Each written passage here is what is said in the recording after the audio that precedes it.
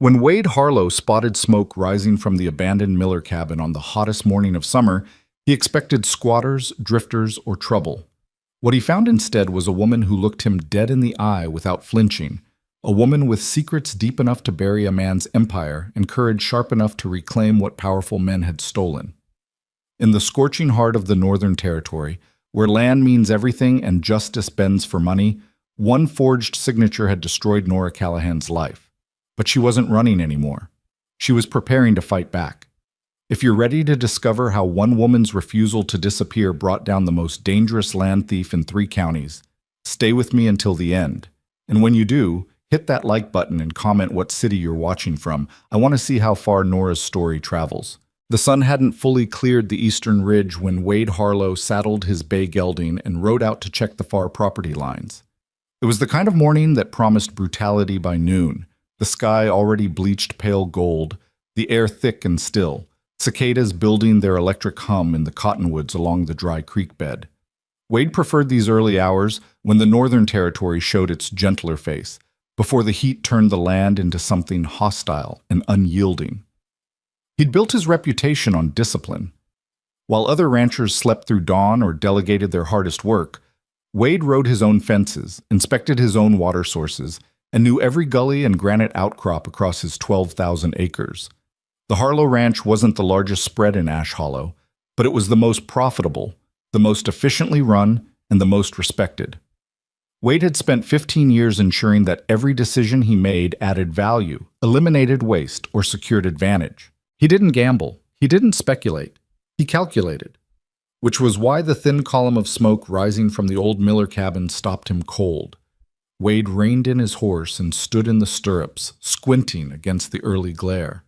The cabin sat nearly 2 miles into his western pasture, tucked against a stand of juniper and piñon pine, where the land began its gradual climb toward the higher country. Nobody had lived there in 5 years, not since old Garrett Miller died and his daughter sold the surrounding 100 acres to Wade for a fair price and a quick settlement. The structure itself had been part of the deal, though Wade had never bothered with it. It was too remote to be useful, too small to house hired men, and too worn to justify the cost of repair. Yet there was smoke. Not the wild, erratic smoke of a brush fire, but a deliberate, controlled column rising straight into the windless sky.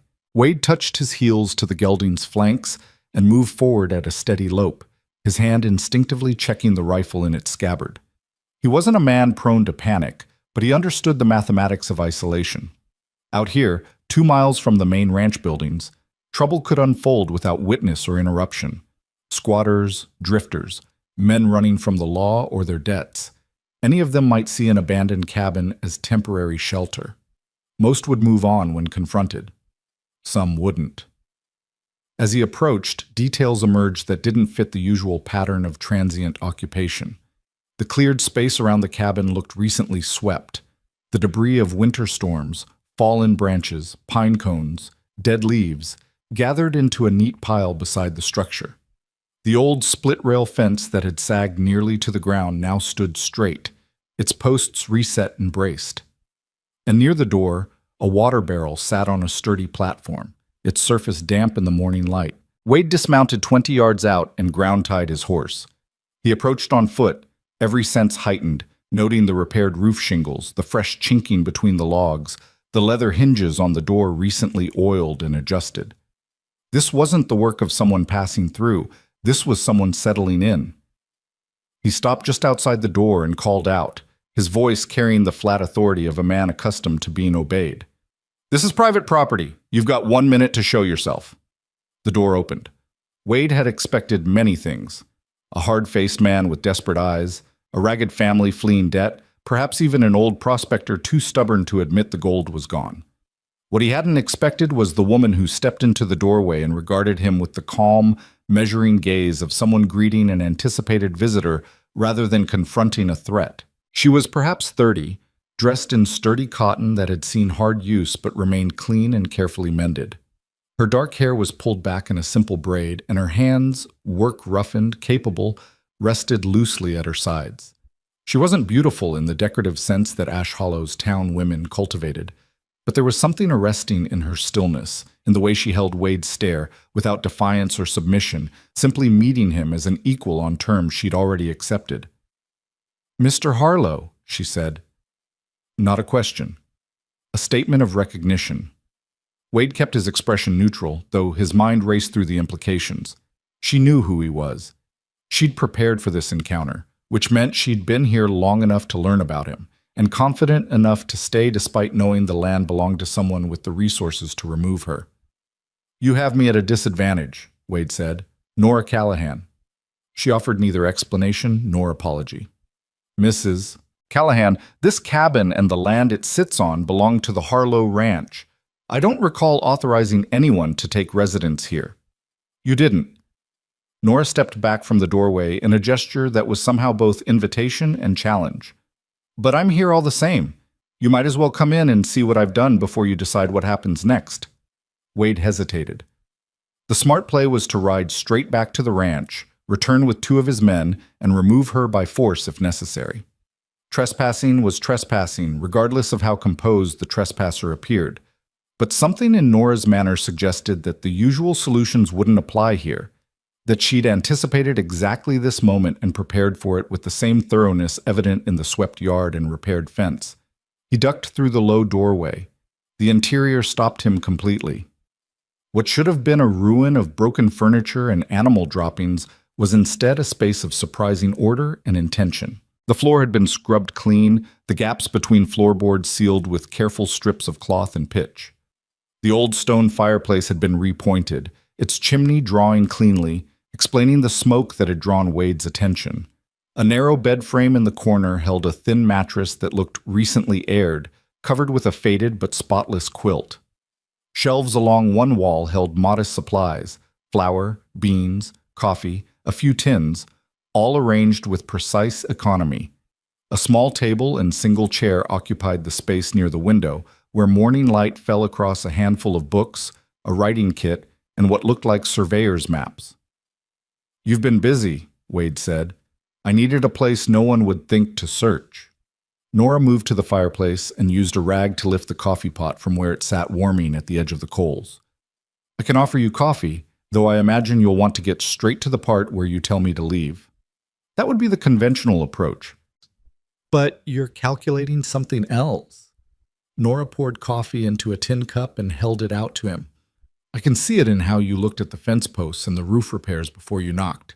You're not a man who wastes resources, and you're wondering whether I might represent an asset rather than a problem." Wade accepted the coffee, studying her with increased attention. "You've made assumptions about my character based on what, exactly?" "Observation, conversation in town, the way your ranch hands speak about you, with respect but not fear, which suggests you're demanding but fair, the fact that you rode out alone to investigate smoke rather than sending men to handle it for you, and the fact that you're still standing in this cabin instead of ordering me off your land." Nora poured her own coffee and leaned against the table. "You're curious about who I am and why I'm here. That curiosity will outlast your irritation at finding a trespasser, at least long enough for a conversation." Wade sipped the coffee. It was good, strong, properly brewed, the mark of someone who understood that small things done well indicated larger competencies. "You said you needed a place no one would search. Why?" "Because someone is searching." "Law?" "Lawyers. Which is worse." Nora's mouth curved in something that wasn't quite a smile. "The law at least has rules it pretends to follow. Lawyers just have leverage." "And you think hiding on my property will protect you from lawyers?" "I think being somewhere no one expects, doing work that needs doing, makes me less visible than trying to hide in a town where everyone watches strangers and gossips about everything." Nora set down her cup. "The Miller cabin has been abandoned for years. You haven't needed it, haven't visited it, and based on the condition I found it in, haven't spared it a single thought since you acquired this parcel. I can live here, maintain it, even improve it, and you'd never know I existed, except I made the mistake of needing morning coffee." Wade walked to the window and looked out at the surrounding land. She was right about his inattention to this remote corner of his property. The cabin added no value to his operation, and the 2 miles of rough country between here and his working ranch made it impractical for housing seasonal hands. In purely economic terms, Nora's presence changed nothing about his business, unless he chose to make it change something. "What kind of work can you do?" he asked. The question seemed to catch Nora off guard, the first break in her careful composure. "You're offering me employment?" "I'm assessing options. You've already demonstrated capability. This cabin was worse than abandoned when Miller died. You've made it habitable in what, 2 weeks? 3? 16 days. Wade turned back to face her. "The Northern Territory summer is brutal. I have water sources that need monitoring in places my regular hands avoid because the heat and distance aren't worth the wages I pay. I have line shacks that need maintenance, fence lines in the high country that should be checked weekly, and supply caches that need inventorying. All of it remote, most of it uncomfortable, none of it desirable work." "You're proposing a trade," Nora said slowly. "Access to the cabin in exchange for labor." "I'm proposing a contract, written, specific, with clear terms that protect both of us." Wade set down his coffee cup. "You get legitimate residence through the summer season. I get work done that otherwise wouldn't be. At the end of summer, the arrangement ends unless we both agree to renew it. No obligations, no assumptions, just an exchange of value." Nora was quiet for a long moment, her gaze moving around the cabin she'd worked so hard to reclaim from neglect. When she looked back at Wade, there was something almost wary in her expression, as though generosity made her more suspicious than threats would have. "Why?" she asked. "You could force me off this land without effort. Why offer terms?" "Because force is expensive and often inefficient. You want to stay. I need work done. The solution is obvious." Wade moved toward the door. "I'll have papers drawn up by tomorrow morning. You can review them, request changes, and we'll both sign if the terms are acceptable. Or you can refuse, pack up, and be off my property by sundown tomorrow. Either way, you'll know where you stand." He was halfway through the door when Nora spoke again. "Mr. Harlow?" Wade paused. "I'll want a clause specifying that at summer's end either party can terminate without penalty or explanation. No questions, no pressure to extend. It ends clean." Wade nodded slowly. "Agreed. Then I'll wait for your papers."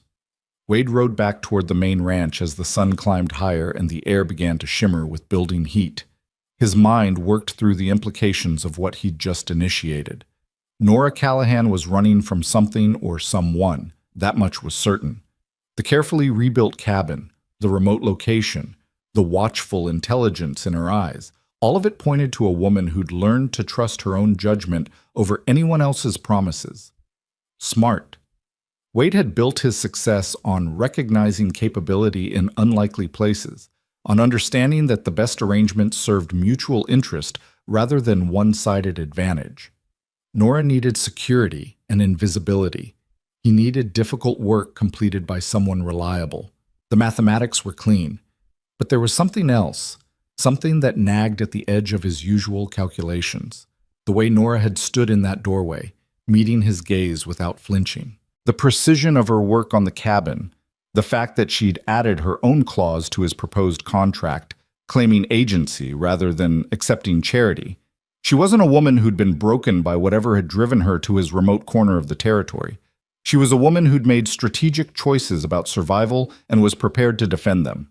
Wade respected that. More than respected it. He recognized it as something valuable in itself, separate from whatever labor she might provide.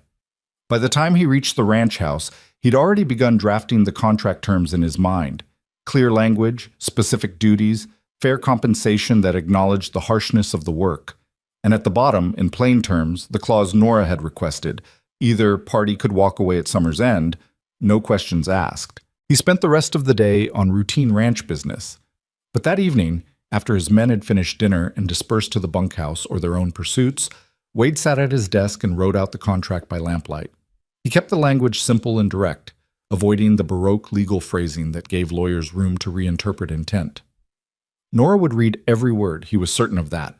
She'd look for loopholes in weighted language, for any hint that the terms concealed obligations or assumptions. He gave her nothing to find. The contract specified the cabin as her residence through September 30th. It outlined the work: weekly inspection of remote water sources, monthly maintenance of 3 high country line shacks, fence assessment and minor repairs in designated sections, and inventory management of 2 supply caches in the western ranges. In exchange, she'd receive the cabin, a monthly wage of $30, and access to ranch provisions at cost. Either party could terminate the agreement without penalty before summer's end by providing written notice. Wade read it through 3 times, testing it for fairness and clarity.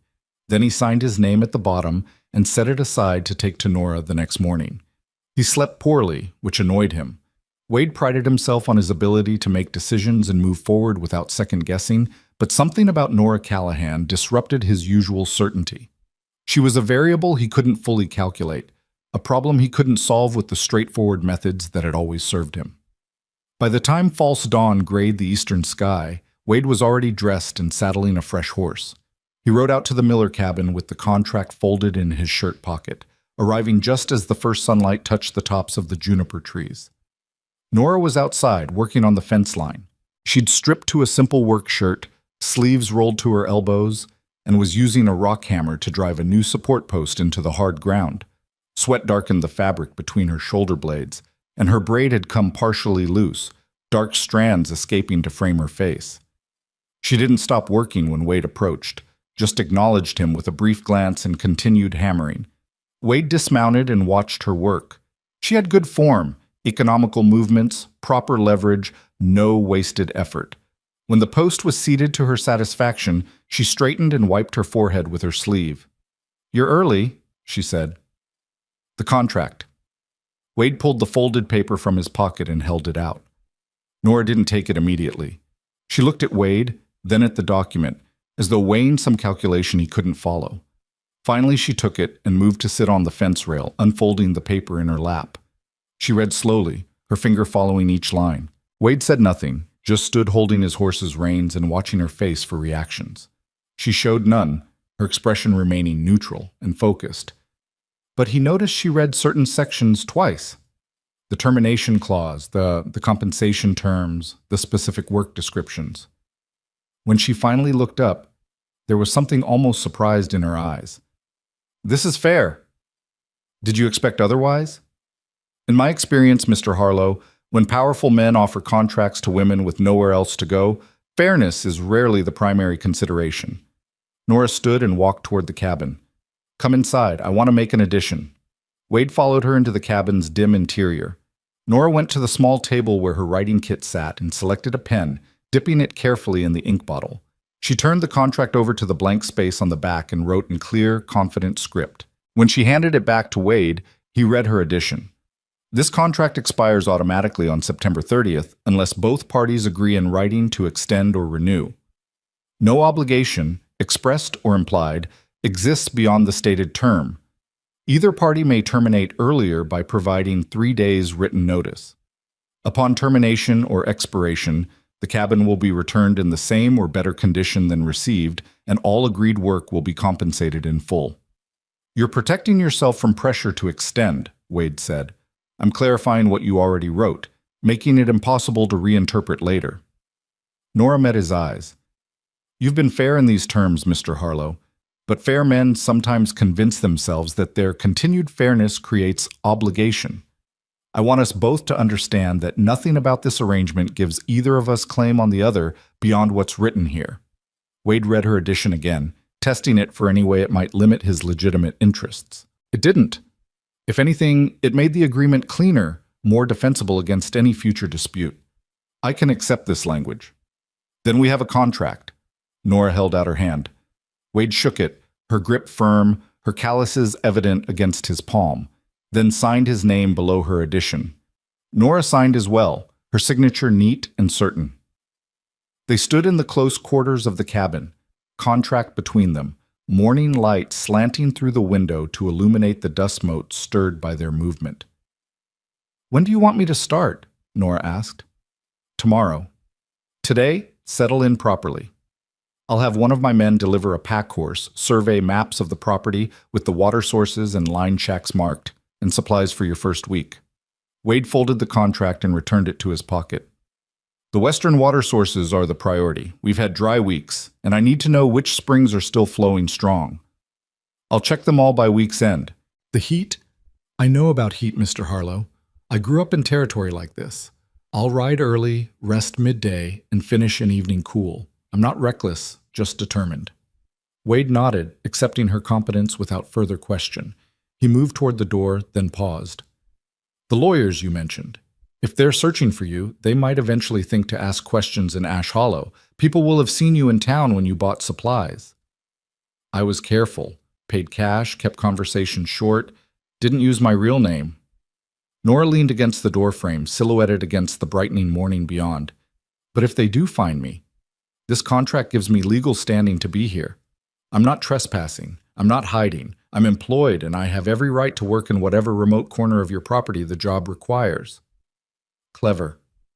Necessary. Nora's expression softened slightly. I appreciate this, Mr. Harlow. More than you probably understand. Having legitimate work, documented residence, it matters. You'll earn it. Wade swung into the saddle. The labor I've outlined isn't charity.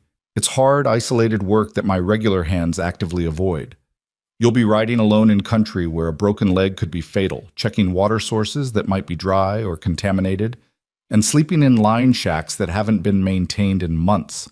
If you can't handle it, speak up now. I can handle it. Then we'll see. Wade turned his horse toward the main ranch.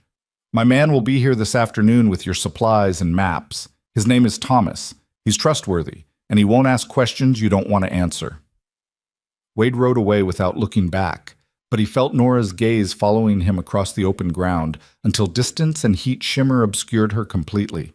He spent the rest of the morning working through his regular responsibilities, meeting with his foreman about fall cattle movements, reviewing feed accounts, making decisions about equipment purchases that couldn't be deferred, but part of his attention remained on the image of Nora standing in that doorway, accepting his terms while simultaneously ensuring her own protection. She was running from lawyers, which meant she was running from property, money, or both.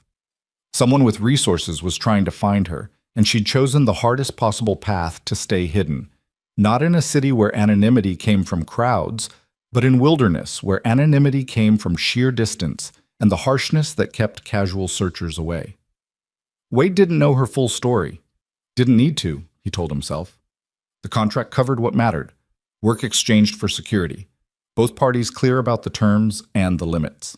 Whatever Nora was running from belonged to her past, and the Northern Territory respected nothing if not the right to start over without explanation. But that night, sitting on his porch as the day's heat finally broke and cooler air rolled down from the higher country, Wade found himself wondering about the woman who'd looked him in the eye without fear and rebuilt a ruin into a home in just 16 days. Wondering about the lawyers searching for her and what kind of trouble left someone competent and clearly educated choosing a remote line cabin over any other option. Wondering why fairness in a contract had surprised her enough to comment on it. The territorial stars wheeled overhead, vast and indifferent, and Wade made no promises to himself about staying uninvolved in whatever complexity Nora Callahan had brought to his land. He'd offered a contract, nothing more. What she did with that opportunity belonged to her. But he couldn't quite silence the thought that some problems, like some people, had a way of becoming more complicated than initial assessments suggested, and that the mathematics of pure self-interest sometimes failed to account for variables that couldn't be reduced to numbers and terms. In the Miller cabin, 2 miles distant, Nora sat at her small table and read the contract one more time by lamplight. Then she folded it carefully and placed it in the writing kit beside her other important papers, the ones that told a story she couldn't yet speak aloud, about land stolen and a life destroyed, about forged documents and a sheriff who'd looked away while powerful men erased her existence from public record. She'd come to the Northern Territory because it was empty enough to hide in and harsh enough that most people didn't look too closely at strangers who could handle the hardship. She'd found the Miller cabin by accident, recognizing it as the kind of place Wade Harlow described, too remote to matter, too marginal to defend, perfect for someone who needed to disappear. What she hadn't expected was the contract, real terms, fair compensation, clarity instead of manipulation. It changed nothing about her larger problem, but it gave her something she'd lost months ago, legitimate standing, documented purpose, the ability to answer questions if they came. It was enough. For now, it was enough. Nora extinguished the lamp and lay down on the narrow bed, listening to the night sounds of the territory. Coyotes in the distant draws, wind moving through the pines, the settling creaks of the cabin's old timbers. Tomorrow she'd start the work that would justify Wade Harlow's unexpected fairness. She'd ride to the western water sources and learn the shape of this land that was temporarily hers to monitor and protect. And she'd continue preparing for the confrontation she knew was coming when the past she'd run from finally tracked her to this remote corner of someone else's empire and demanded answers she wasn't ready to give. But tonight, for the first time in months, Nora slept without keeping one ear alert for approaching footsteps or official voices. The contract folded in her writing kit was armor of a kind, and the man who'd offered it had proven himself, at least so far, to be exactly what his reputation suggested: demanding, fair, and governed by principles that went deeper than immediate advantage. It was more than she'd hoped for when she'd rebuilt this cabin. More than she'd dared expect when Wade Harlow had appeared in her doorway like judgment itself. Tomorrow, she'd earn it. Tonight, she'd accept the small mercy of legitimate shelter and sleep that didn't require constant vigilance. The Northern Territory night settled deep and quiet, and 2 miles apart, Wade Harlow and Nora Callahan each contemplated the unexpected partnership they'd formed, one built on contracts rather than promises, on mutual advantage rather than trust, and on the unspoken understanding that in this harsh and unforgiving country, survival sometimes required accepting help from the last person you expected to offer it. The first week passed in a rhythm of early mornings and scorching afternoons, Nora learning the contours of Wade's western ranges with the methodical attention she brought to everything. Thomas had delivered the pack horse as promised, a steady gray mare named Sage, who took to Nora immediately, along with detailed maps, provisions, and a quiet assessment of Nora herself that concluded with a single nod of approval before he rode away without unnecessary conversation. Nora appreciated that.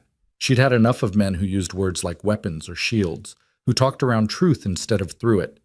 Thomas's silence felt like respect, and the quality of the supplies he'd brought: good rope, a reliable compass, first aid materials that showed someone had thought about real emergencies, told her that Wade Harlow ran his operation with the same attention to detail he'd shown in drafting their contract. The water sources were spread across nearly 40 miles of territory that rose gradually from high desert into pine-covered slopes where the air thinned and cooled. Nora checked each one systematically, noting flow rates, water quality, and the condition of the collection structures Wade's men had built over the years. Some were simple, springs that fed into natural pools lined with stone to prevent erosion. Others were more elaborate, with wooden troughs and overflow channels designed to serve multiple pastures during the seasonal cattle rotations. She made careful notes in a leather journal Thomas had included with the supplies, sketching the locations and recording observations that would help Wade make decisions about herd management as summer deepened. The work was solitary but not lonely, the kind of purposeful isolation that allowed Nora's mind to settle after months of constant vigilance and movement. By the end of the second week, she'd established a pattern that maximized efficiency while respecting the brutal heat. She rose before dawn, rode to whatever location required inspection, completed her work during the cooler morning hours, then found shade to rest through midday before finishing any remaining tasks in the long evening light. The line shacks Wade had mentioned became waypoints in this routine, rough shelters stocked with basic supplies where she could wait out the worst heat, or occasionally spend the night when the distance back to the Miller cabin was too far to cover safely in darkness. She saw Wade only twice during those first 2 weeks, both times at a distance. Once when he was riding fence with 2 of his hands in the southern pastures, and again when she returned to the main ranch to pick up additional supplies Thomas had left for her. Wade had been working in the corral with a young horse, his movements patient and deliberate as he introduced the animal to the saddle. He'd glanced up when Nora approached, acknowledged her with a brief nod, then returned his attention to the horse without breaking the rhythm of his work. No questions about how she was managing, no inspection of her progress.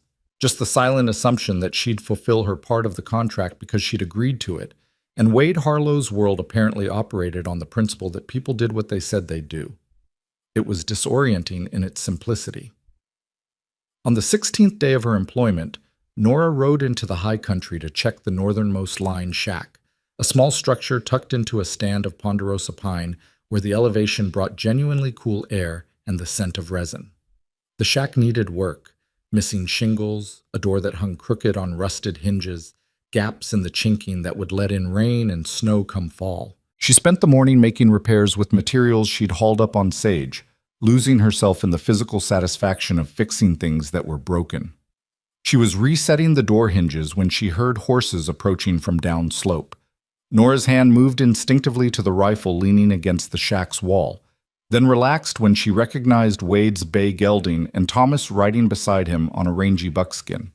Wade dismounted and surveyed her work with the same assessing gaze he'd used in the Miller cabin. "You're faster than I expected." The work needed doing. Waiting wouldn't improve it. Nora wiped her hands on her trousers and nodded toward Thomas. "I've been meaning to thank you for the supplies. Everything was exactly right." Thomas touched the brim of his hat, a hint of a smile crossing his weathered face. "Mr. Harlow's particular about equipment." "Equipment fails, people die," Wade said flatly. He moved closer to examine Nora's repairs on the door. "This is good work. Clean, thorough. You have carpentry experience?" "My father built houses. I grew up handing him tools and learning to see structure." Nora felt the old grief move through her chest, brief and familiar. He believed women should understand how things were made, not just how to use them. Wade ran his hand along the door frame, testing the fit. "Smart man. What happened to him?" "Cholera, 8 years ago. My mother the same winter." Nora said it without inflection, the way she had learned to speak about losses that were too large for emotional explanation. "My husband died 3 years later. Different sickness, same result." Wade turned to look at her directly, something shifting in his expression that wasn't quite sympathy, but wasn't indifference either. "You've buried a lot of people. The territory doesn't ask permission before it takes what it wants." Nora picked up her canteen and drank, using the pause to redirect the conversation away from history she didn't want to excavate further. "The other line shacks are in similar condition. I can have them all repaired within the month if you want me to prioritize that over the water source inspections." "No, water comes first, always, but I want you to take Thomas with you for the repairs." Wade glanced at his foreman. "He can help with the heavy work and bring additional materials. Some of those shacks haven't been properly maintained in years." Thomas nodded his agreement, and Nora felt a flash of irritation she worked to keep off her face. She'd managed alone for weeks without difficulty, and the suggestion that she needed help felt like a challenge to her competence. But Wade's reasoning became clear when Thomas spoke. "There's a shack near Copper Creek that's got structural damage to the main beam. You'd need 3 people minimum to brace it properly for repair. And the one up on Madson's Ridge is in country where you don't want to be alone if something goes wrong. It's remote even by our standards." Not a judgment of her ability then, just practical assessment of the work's requirements. Nora relaxed slightly. "When do you want to start?" "Tomorrow, if that suits you," Thomas said. "I'll bring a second pack horse with timber and tools. Meet you at the Miller cabin at first light." "I'll be ready." Wade had moved to the edge of the clearing, looking out over the descending slopes toward the valley below, where his ranch buildings were visible in the distance. "How are you finding the cabin?" he asked without turning around. "Adequate." "That's not what I asked." Nora considered her response carefully. "It's more than adequate. It's exactly what I needed. Shelter that's mine to maintain, space that's mine to occupy without explaining myself to anyone. I'm grateful for it. Gratitude wasn't part of our contract." "No, but fairness was, and that's rare enough to deserve acknowledgement." Nora joined Wade at the clearing's edge, keeping a respectful distance. "Most men would have forced me off your land immediately, or offered terms designed to trap me into obligations I couldn't fulfill. You did neither. That matters."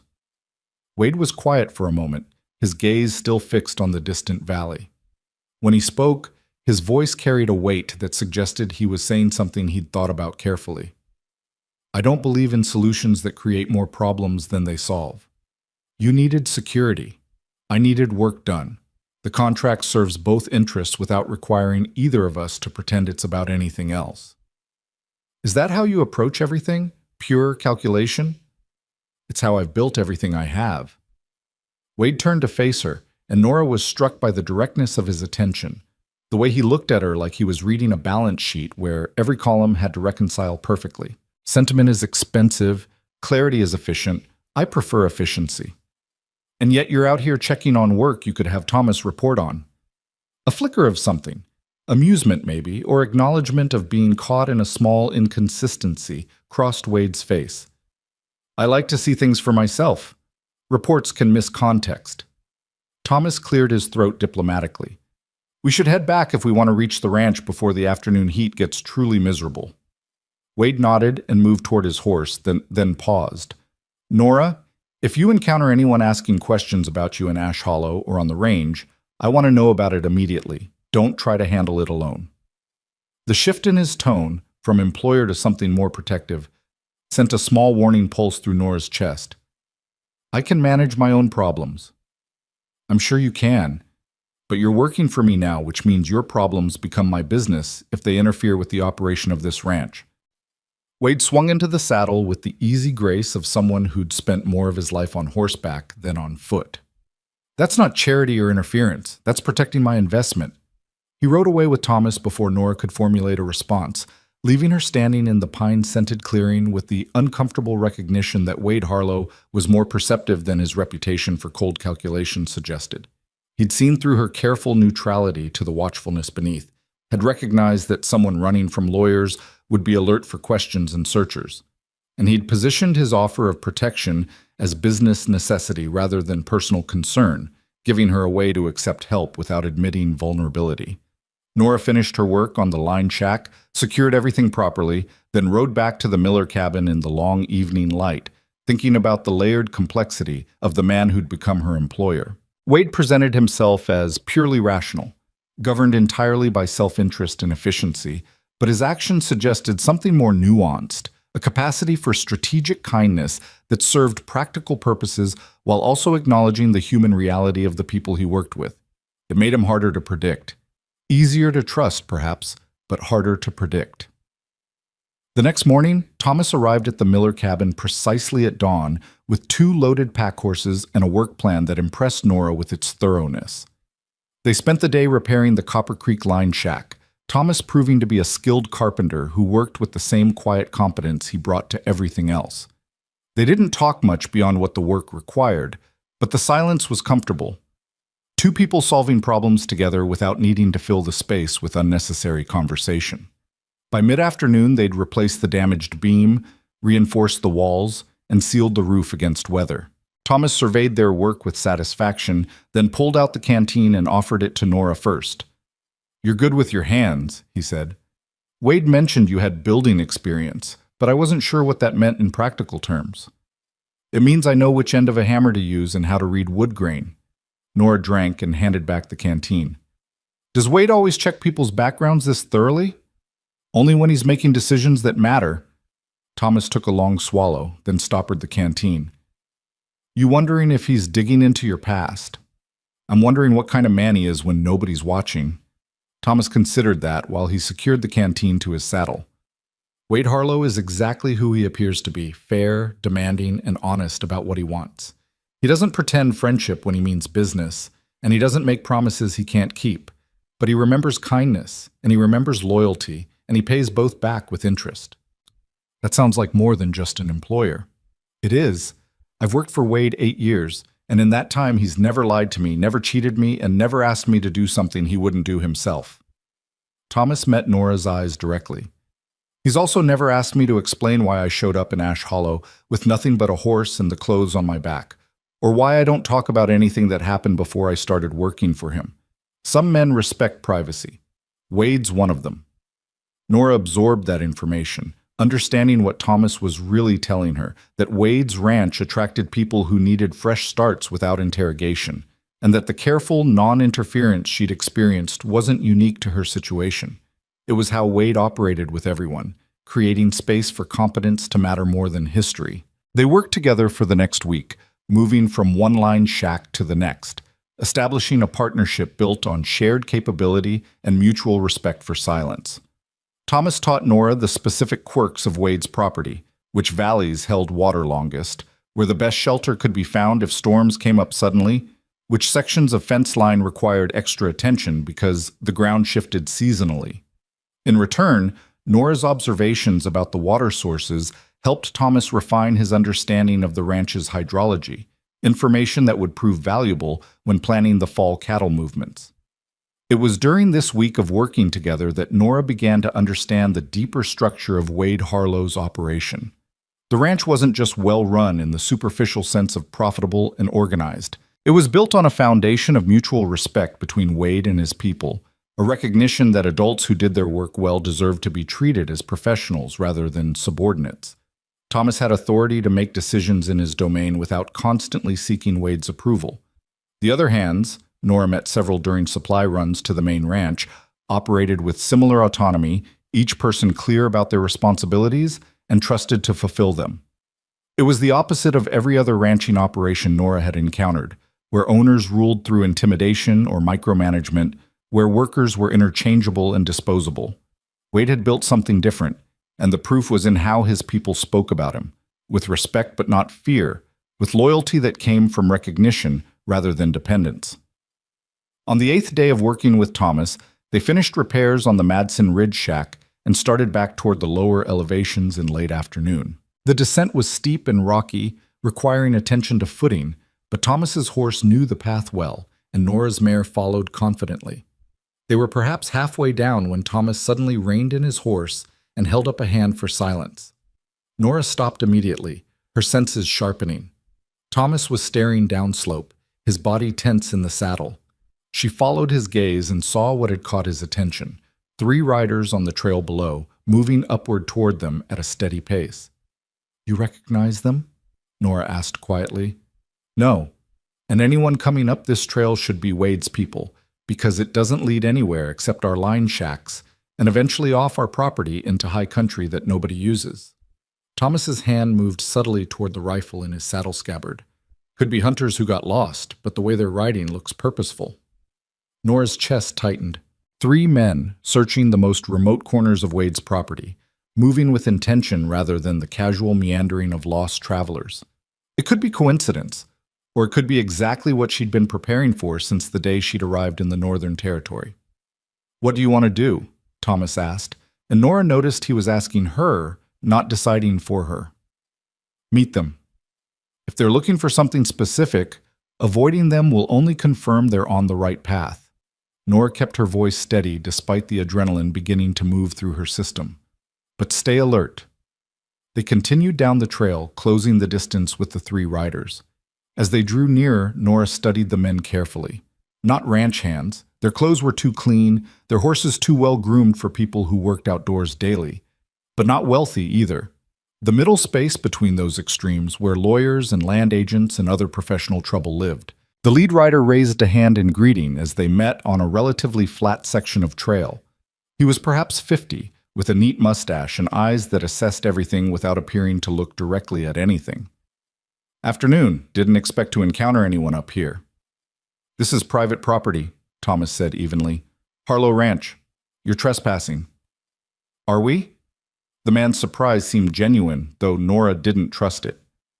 "My apologies. We're conducting a survey for a mining company interested in mineral rights in this region. Must have misjudged the property boundaries." "Mining surveys require permission from landowners," Thomas said. "Wade Harlow doesn't grant such permissions. You'll need to turn around and head back the way you came." The man's gaze shifted to Nora, lingering with the kind of attention that suggested he was comparing her to some image he carried in his mind. "And you are?" "Ranch employee," Nora said flatly. "Same message applies. You're on private land without authorization." "Forgive me, but you look familiar. Have we met in Ash Hollow, or perhaps Blue Ridge?" The casual mention of Blue Ridge hit Nora like a physical blow, though she kept her expression neutral. "I'm trying to locate someone who might be working in this area. A woman named—" "We don't answer questions from trespassers," Thomas interrupted, his voice hardening. "You've been told this is private property and you need to leave. If you're still here in 10 minutes, I'll ride down to the ranch and return with enough men to remove you by force. Your choice." The lead rider's pleasant expression didn't change, but something cold moved behind his eyes. "No need for hostility. We'll go. But if you do encounter a woman matching this description, he started to reach into his coat. Thomas's rifle cleared the scabbard in one smooth motion, not quite pointing at the man, but close enough to make the threat obvious. Keep your hands where I can see them. Whatever you're reaching for can stay in your pocket. Move along. For a moment, the trail balanced on the edge of violence. Then the lead rider smiled thinly and reined his horse around. Of course, my apologies for the confusion about property boundaries. Gentlemen, ma'am. The three men rode back down the trail at a pace just fast enough to communicate irritation without appearing to flee. Thomas didn't lower his rifle until they disappeared around a bend in the terrain, and even then he kept it across his saddle, ready. Blue Ridge, he said quietly. That's a town in Colorado, near the Eastern Plains. You have history there? I had a life there, Nora said, her voice tight. Until someone with forged documents stole it. Thomas was silent for a long moment, processing that information. Then he gestured up the trail. We should get back to the cabin. Wade's going to want to know about this. They'll report back to whoever hired them. The next people who come looking won't be polite surveyors making conversation on a trail. Nora felt the old familiar weight settling onto her shoulders. The knowledge that running only worked until the people chasing you decided you were worth the extra effort to find. I should leave. The contract's been good to me, but I won't bring trouble to Wade's operation. That's not your decision to make alone. Thomas started his horse moving again, this time heading directly toward the main ranch rather than the Miller cabin. You've got a contract that says you work here. Wade takes contracts seriously. Someone threatening his employee on his property is his business, not just yours. They rode in silence, reaching the ranch as twilight settled over the valley and turned the buildings into dark shapes against a sky still holding the day's last light. Wade was in the barn checking on a horse with a stone bruise, his sleeves rolled up and his attention focused on wrapping the injured hoof. He looked up when Thomas and Nora entered, his expression shifting immediately from concentration to alert assessment. Problem, Thomas said simply. Wade straightened, set down the bandaging materials, and listened without interruption as Thomas described the encounter on the Madsen Ridge Trail. When Thomas mentioned Blue Ridge, Wade's gaze moved to Nora and held there with an intensity that made her want to look away. She didn't. They'll come back, Wade said when Thomas finished. Not the same men, and not as polite surveyors. They'll come with legal documents, sheriffs maybe, claiming authority to search for someone, and they'll have a name to attach to their search. Nora Callahan, Nora said quietly. Or possibly Nora Carson, which was my married name. Depends on which documents they're using. Wade walked out of the barn and stood in the yard, looking toward the distant mountains where the last light was fading. Nora and Thomas followed, waiting for whatever decision he was calculating. Finally, Wade turned back to face them. Tell me about Blue Ridge. Tell me what they stole from you. And because Wade Harlow had earned her trust through weeks of fair dealing, and because keeping secrets had brought armed men onto his property, threatening his employee, Nora told him the truth she'd been carrying alone since the day she'd walked away from everything she'd built. Nora's voice was steady as she spoke, years of practiced control keeping emotion from fracturing the facts. My husband Daniel and I owned 160 acres outside Blue Ridge. Good land with water rights from Clear Creek and timber we'd been harvesting sustainably for sale. Daniel's father had homesteaded it in the 1840s, proved it up properly, and passed it to Daniel with a clear title. We worked that land for 6 years, built a modest house, established contracts with lumber mills in Denver. It wasn't wealth, but it was ours. Wade listened without moving, his face unreadable in the gathering darkness. Thomas had settled against the barn wall, arms crossed, his attention equally focused. Daniel got sick 2 winters ago. Started with a cough that wouldn't clear, ended with his lungs filling up until he couldn't breathe. The doctor called it consumption, though it moved faster than consumption usually does. He was gone in 4 months. Nora paused, remembering the weight of the shovel in her hands as she dug his grave in frozen ground because she couldn't afford to wait for spring thaw and proper burial. I kept working the land alone. It was harder, but I managed. I had Daniel's tools, his knowledge, and enough stubbornness to make up for lacking his strength. Then someone noticed a woman alone on valuable property, Wade said quietly. A man named Victor Crozier. He called himself a land broker, but that's too dignified a term for what he actually did.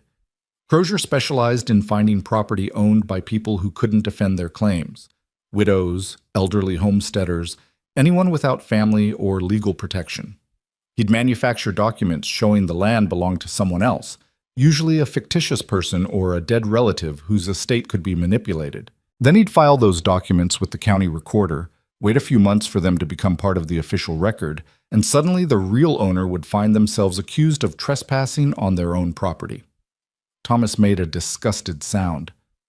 And the law supported this? The law supported whatever the paperwork showed.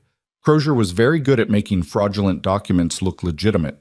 Proper seals, correct legal language, signatures that appeared authentic. By the time his victims realized what was happening, the forged deed would be recorded as fact, and proving fraud required lawyers, time, and money most people didn't have. Nora felt the old anger rising in her chest, bitter and familiar. He came to my property 6 months after Daniel died. Very polite, very sympathetic about my loss. Said he was helping settle an estate matter and just needed to confirm some boundary details. I showed him the property lines, answered his questions, even offered him coffee. I thought he was exactly what he claimed to be. Wade's expression had gone cold, the kind of cold that had nothing to do with temperature and everything to do with controlled fury. When did you discover the truth? 2 months later, when the sheriff arrived with an eviction notice. He had documents showing that my land actually belonged to the estate of Daniel's uncle Marcus, who'd supposedly loaned Daniel money to purchase the property with an agreement that ownership would revert to Marcus's heirs if the debt wasn't repaid. Complete fiction. Marcus had died before Daniel and I were even married, and there had never been any loan. But the paperwork looked real. Signatures, dates, everything properly notarized and filed with the county. You fought it, Thomas said. It wasn't a question. I tried. Hired a lawyer with what little money I had saved, brought Daniel's original deed to court, showed that there'd never been any loan agreement, but Crozier had prepared for that. He produced letters supposedly written by Daniel acknowledging the debt, receipts for payments Daniel had allegedly made to Marcus's estate, all forgeries but convincing ones. My lawyer said we could challenge it, but it would take months and cost more than I could afford. And even if we won, Crozier would appeal, dragging it out until I went bankrupt paying legal fees. Wade turned and walked a few paces into the yard, his hands clenched at his sides. When he spoke, his voice carried an edge Nora hadn't heard before. The sheriff knew it was fraud. I think so, yes. But Crozier had money and influence, and I was a widow with no family and no political connections. The sheriff looked at the situation and made a calculation about which side was safer to support. Nora heard the bitterness in her own voice and didn't try to soften it. He gave me 30 days to vacate. Said if I wasn't gone by then, he'd remove me by force and I'd face criminal trespassing charges. You left. You? I burned everything I couldn't carry. The house, the barn, the equipment, all of it.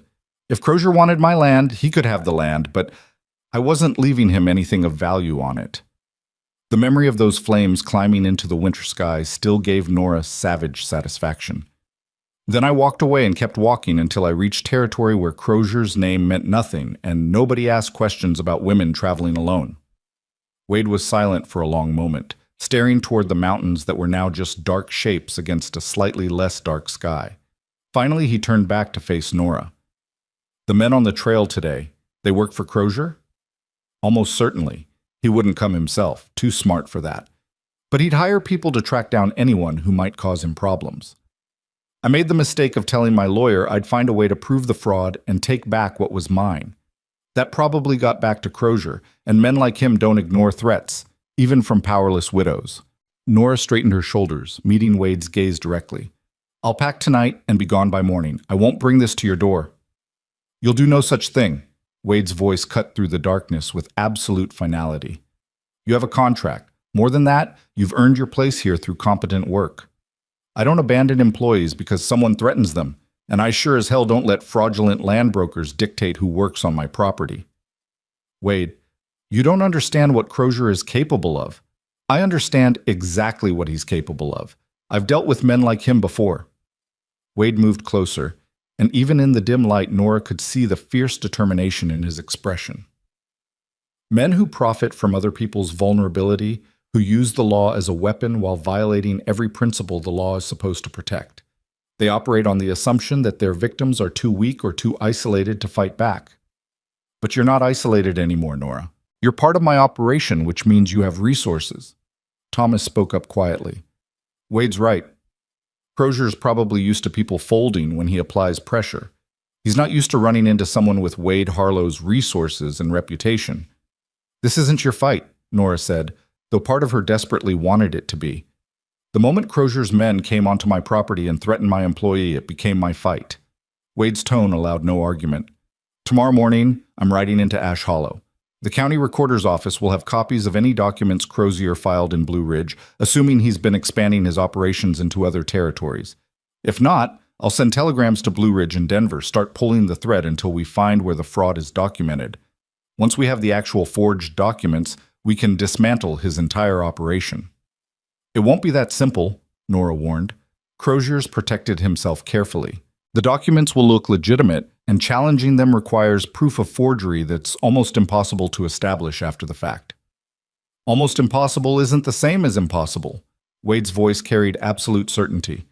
And I know people who specialize in examining documents for authenticity. People who can identify forged signatures, altered dates, fraudulent seals. It'll take time and money, but I have both. Nora felt something dangerous beginning to bloom in her chest. Hope, fragile and terrifying. She'd learned not to trust hope, had watched it die too many times when promises evaporated and support melted away under pressure. But Wade Harlow wasn't making empty promises. He was describing a plan with the same methodical precision he brought to everything else, and the resources he was casually offering to deploy would have been beyond her reach even when Daniel was alive and they'd owned their land free and clear. Why? She asked. Why invest this kind of effort in someone else's problem? Wade looked at her like the answer should be obvious. Because it's the right thing to do. Because fraud is fraud regardless of who the victim is. And because I despise men who profit from destroying other people's lives. He paused, then added more quietly, and because you rebuilt a ruined cabin in 16 days, work harder than most men I employ, and stood up to 3 armed strangers on a mountain trail without flinching. That kind of courage deserves better than being driven into hiding by a criminal with forged paperwork. Thomas cleared his throat diplomatically. It's full dark now, and we haven't eaten since noon. Why don't we continue this discussion inside where there's light and coffee? They moved into Wade's house, a structure Nora had only seen from a distance during her supply runs. The interior surprised her. She'd expected sparse functionality matching Wade's no-nonsense approach to everything, but instead found a space that was comfortable without being ostentatious. Good furniture built to last, shelves lined with books that showed signs of actual reading, maps on the walls marking property boundaries and water sources. It was the home of someone who valued quality and purpose over display. Wade lit lamps while Thomas started coffee on the cook stove that dominated one corner of the main room. Nora stood awkwardly near the door until Wade gestured toward the sturdy oak table that served as both dining surface and desk. Sit. Thomas is right. We need food, and we need a better plan than my initial impulse to ride into Ash Hollow and start making demands. Wade pulled out account books and writing materials, arranging them with the same precision he brought to everything. Tell me everything you remember about the forged documents. Exact names, dates, any details that stood out as wrong when you first saw them. Over coffee and the cold remains of that morning's biscuits, Nora recounted every detail she could remember from the fraudulent deed and loan agreements. Wade took notes in neat, economical handwriting, occasionally asking questions that revealed his understanding of property law and document authentication. Thomas listened quietly, interjecting observations about similar fraud cases he'd heard about in other territories. The signature on the loan agreement, Wade said, tapping his pen against the paper. You said it was supposedly your husband's signature. Could you recognize Daniel's actual handwriting well enough to identify specific differences? Daniel had distinctive handwriting, very upright, with long descenders on letters like G and Y. The signature on the forged document slanted slightly forward, and the descenders were shorter. Small differences, but I knew Daniel's hand as well as I knew my own. Nora closed her eyes, bringing up the memory of those fraudulent papers. There was also something wrong with the date format. Daniel always wrote dates as month, day, year, but the forged documents used day, month, year. A small detail, but not something he would have done. Wade made additional notes. Those are exactly the kinds of inconsistencies that can prove forgery if we can get the documents examined by someone qualified.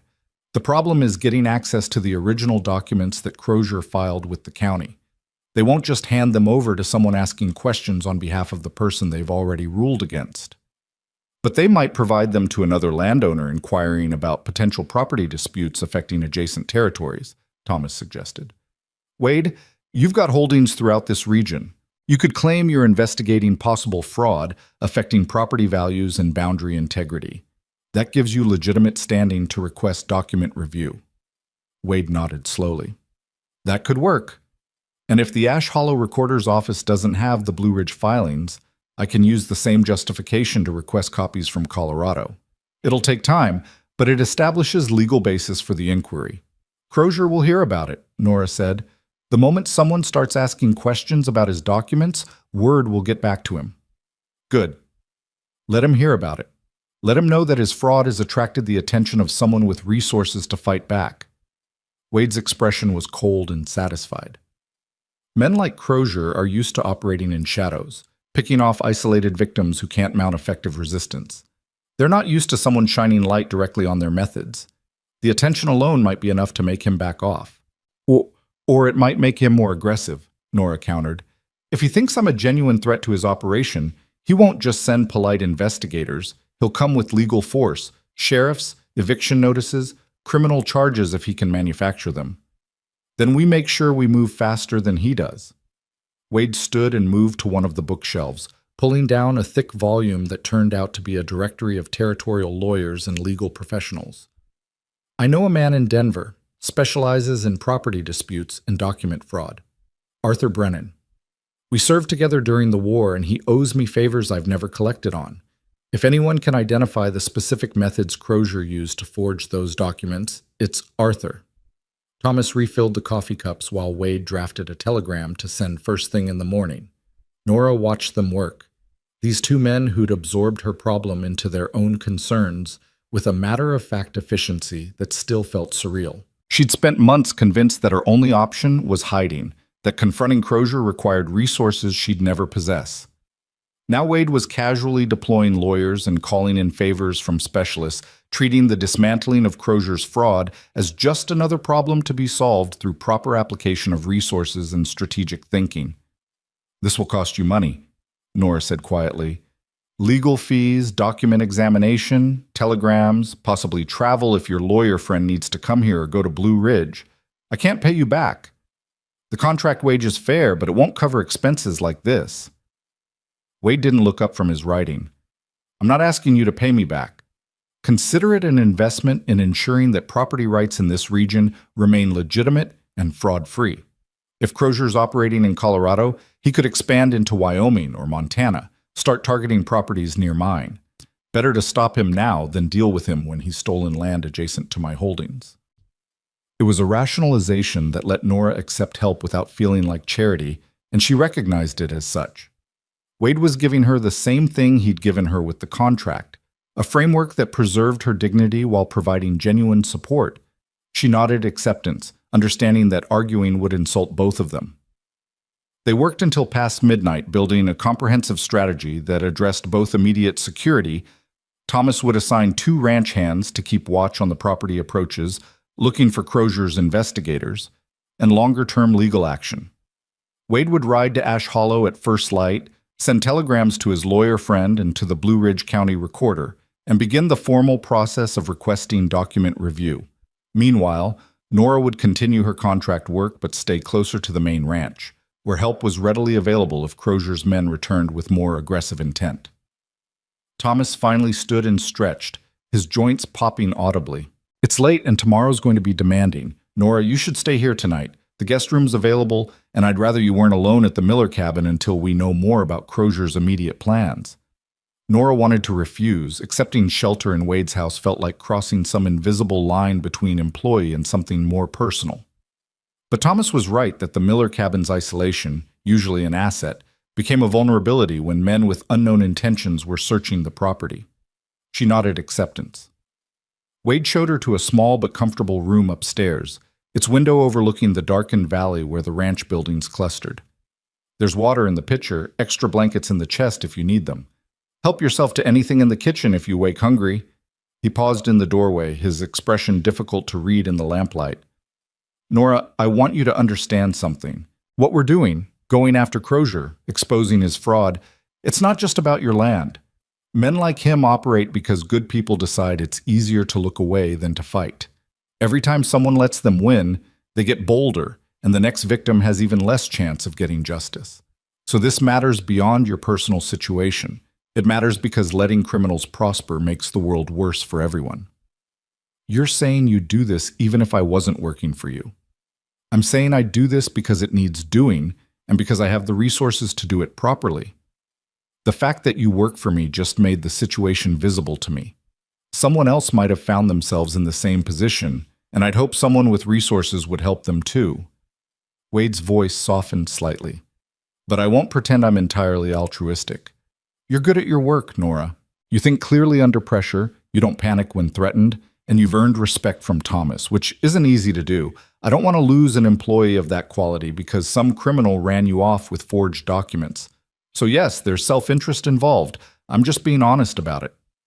After Wade left, Nora sat on the edge of the bed and tried to process the rapid shift in her circumstances. This morning, she'd been alone with her secrets, managing her fear through isolation and constant vigilance. Tonight she was sleeping in her employer's guest room while he planned a comprehensive legal assault on the man who destroyed her life. The change was dizzying, and some part of her kept waiting for the inevitable collapse. The moment when Wade's support would evaporate and she'd find herself alone again. But Wade Harlow wasn't the kind of man who made casual promises. Everything he'd said tonight had the weight of commitment behind it, and the plan he'd outlined wasn't vague reassurance but specific, actionable steps toward a defined goal. If anyone could dismantle Crozier's fraud, it would be someone with Wade's combination of resources, connections, and methodical determination. Nora slept fitfully, waking several times to unfamiliar sounds. The house settling, wind in the eaves, the distant sound of horses moving in the corrals. Each time she surfaced toward consciousness, she had a moment of disorientation before remembering where she was and why. By the time genuine dawn grayed the window, she was already dressed and moving quietly downstairs, following the scent of fresh coffee. Thomas was in the kitchen, working efficiently at the stove while Wade sat at the table reviewing the notes from last night's planning session. They both looked up when Nora entered and Wade gestured toward the coffee pot. Help yourself. There's food coming. Thomas believes that strategic planning requires substantial breakfast. Wade's tone was lighter than it had been last night, some of the intensity replaced by the focused calm of someone moving into action. I'll be riding to Ash Hollow within the hour. Thomas will coordinate the property watch and make sure you have support wherever you're working today. I can handle the northern water sources, Nora said.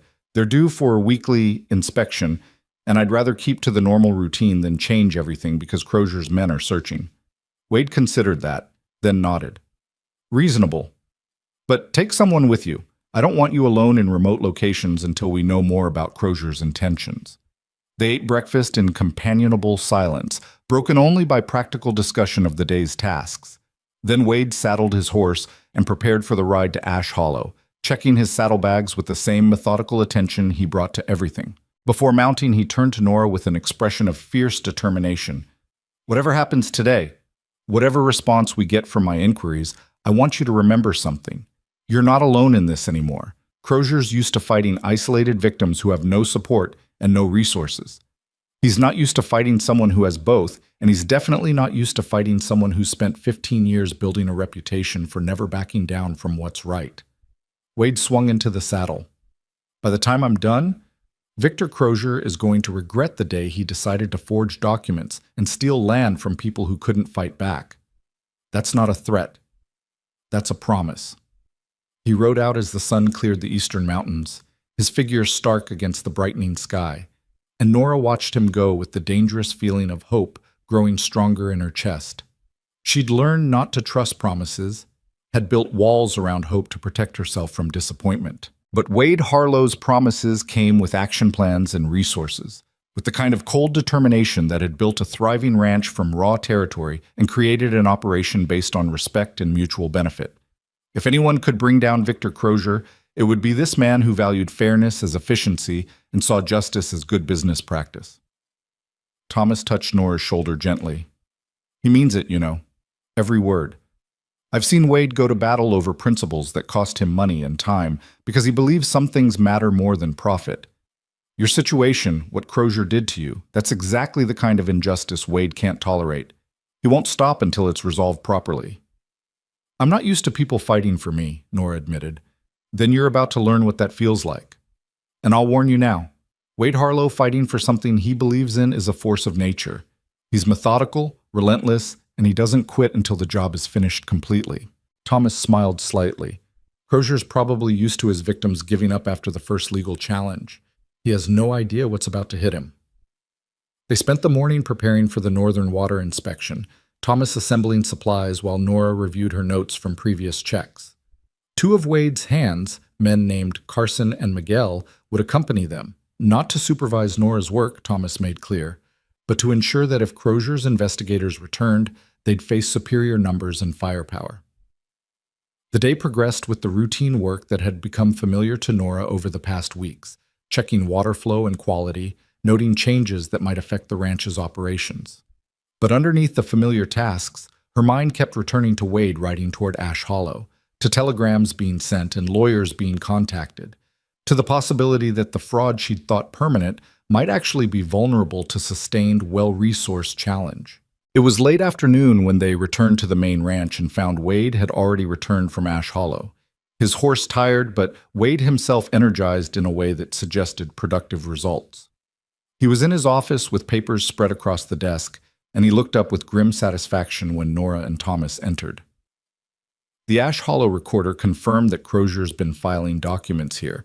Apparently he's expanded his operations throughout the region, targeting isolated properties in multiple territories. The recorder didn't want to discuss specific cases, but he got nervous when I mentioned possible fraud and started hinting that other people had raised questions. Wade tapped one of the papers on his desk. I've sent telegrams to Arthur Brennan in Denver and to the Blue Ridge County office requesting copies of all documents filed by Victor Crozier or his associates in the past 3 years. I also contacted the Territorial Marshal's office, flagging Crozier as potentially engaged in systematic fraud affecting property rights across multiple jurisdictions. They'll investigate? Nora asked. Eventually, government moves slowly, but the flag means that if Crozier tries to use law enforcement to pressure you, the Marshal's office will have prior notice that his activities are under scrutiny. It creates complications for him, makes it harder to present himself as a legitimate businessman dealing with a dishonest debtor. Wade's expression was coldly satisfied.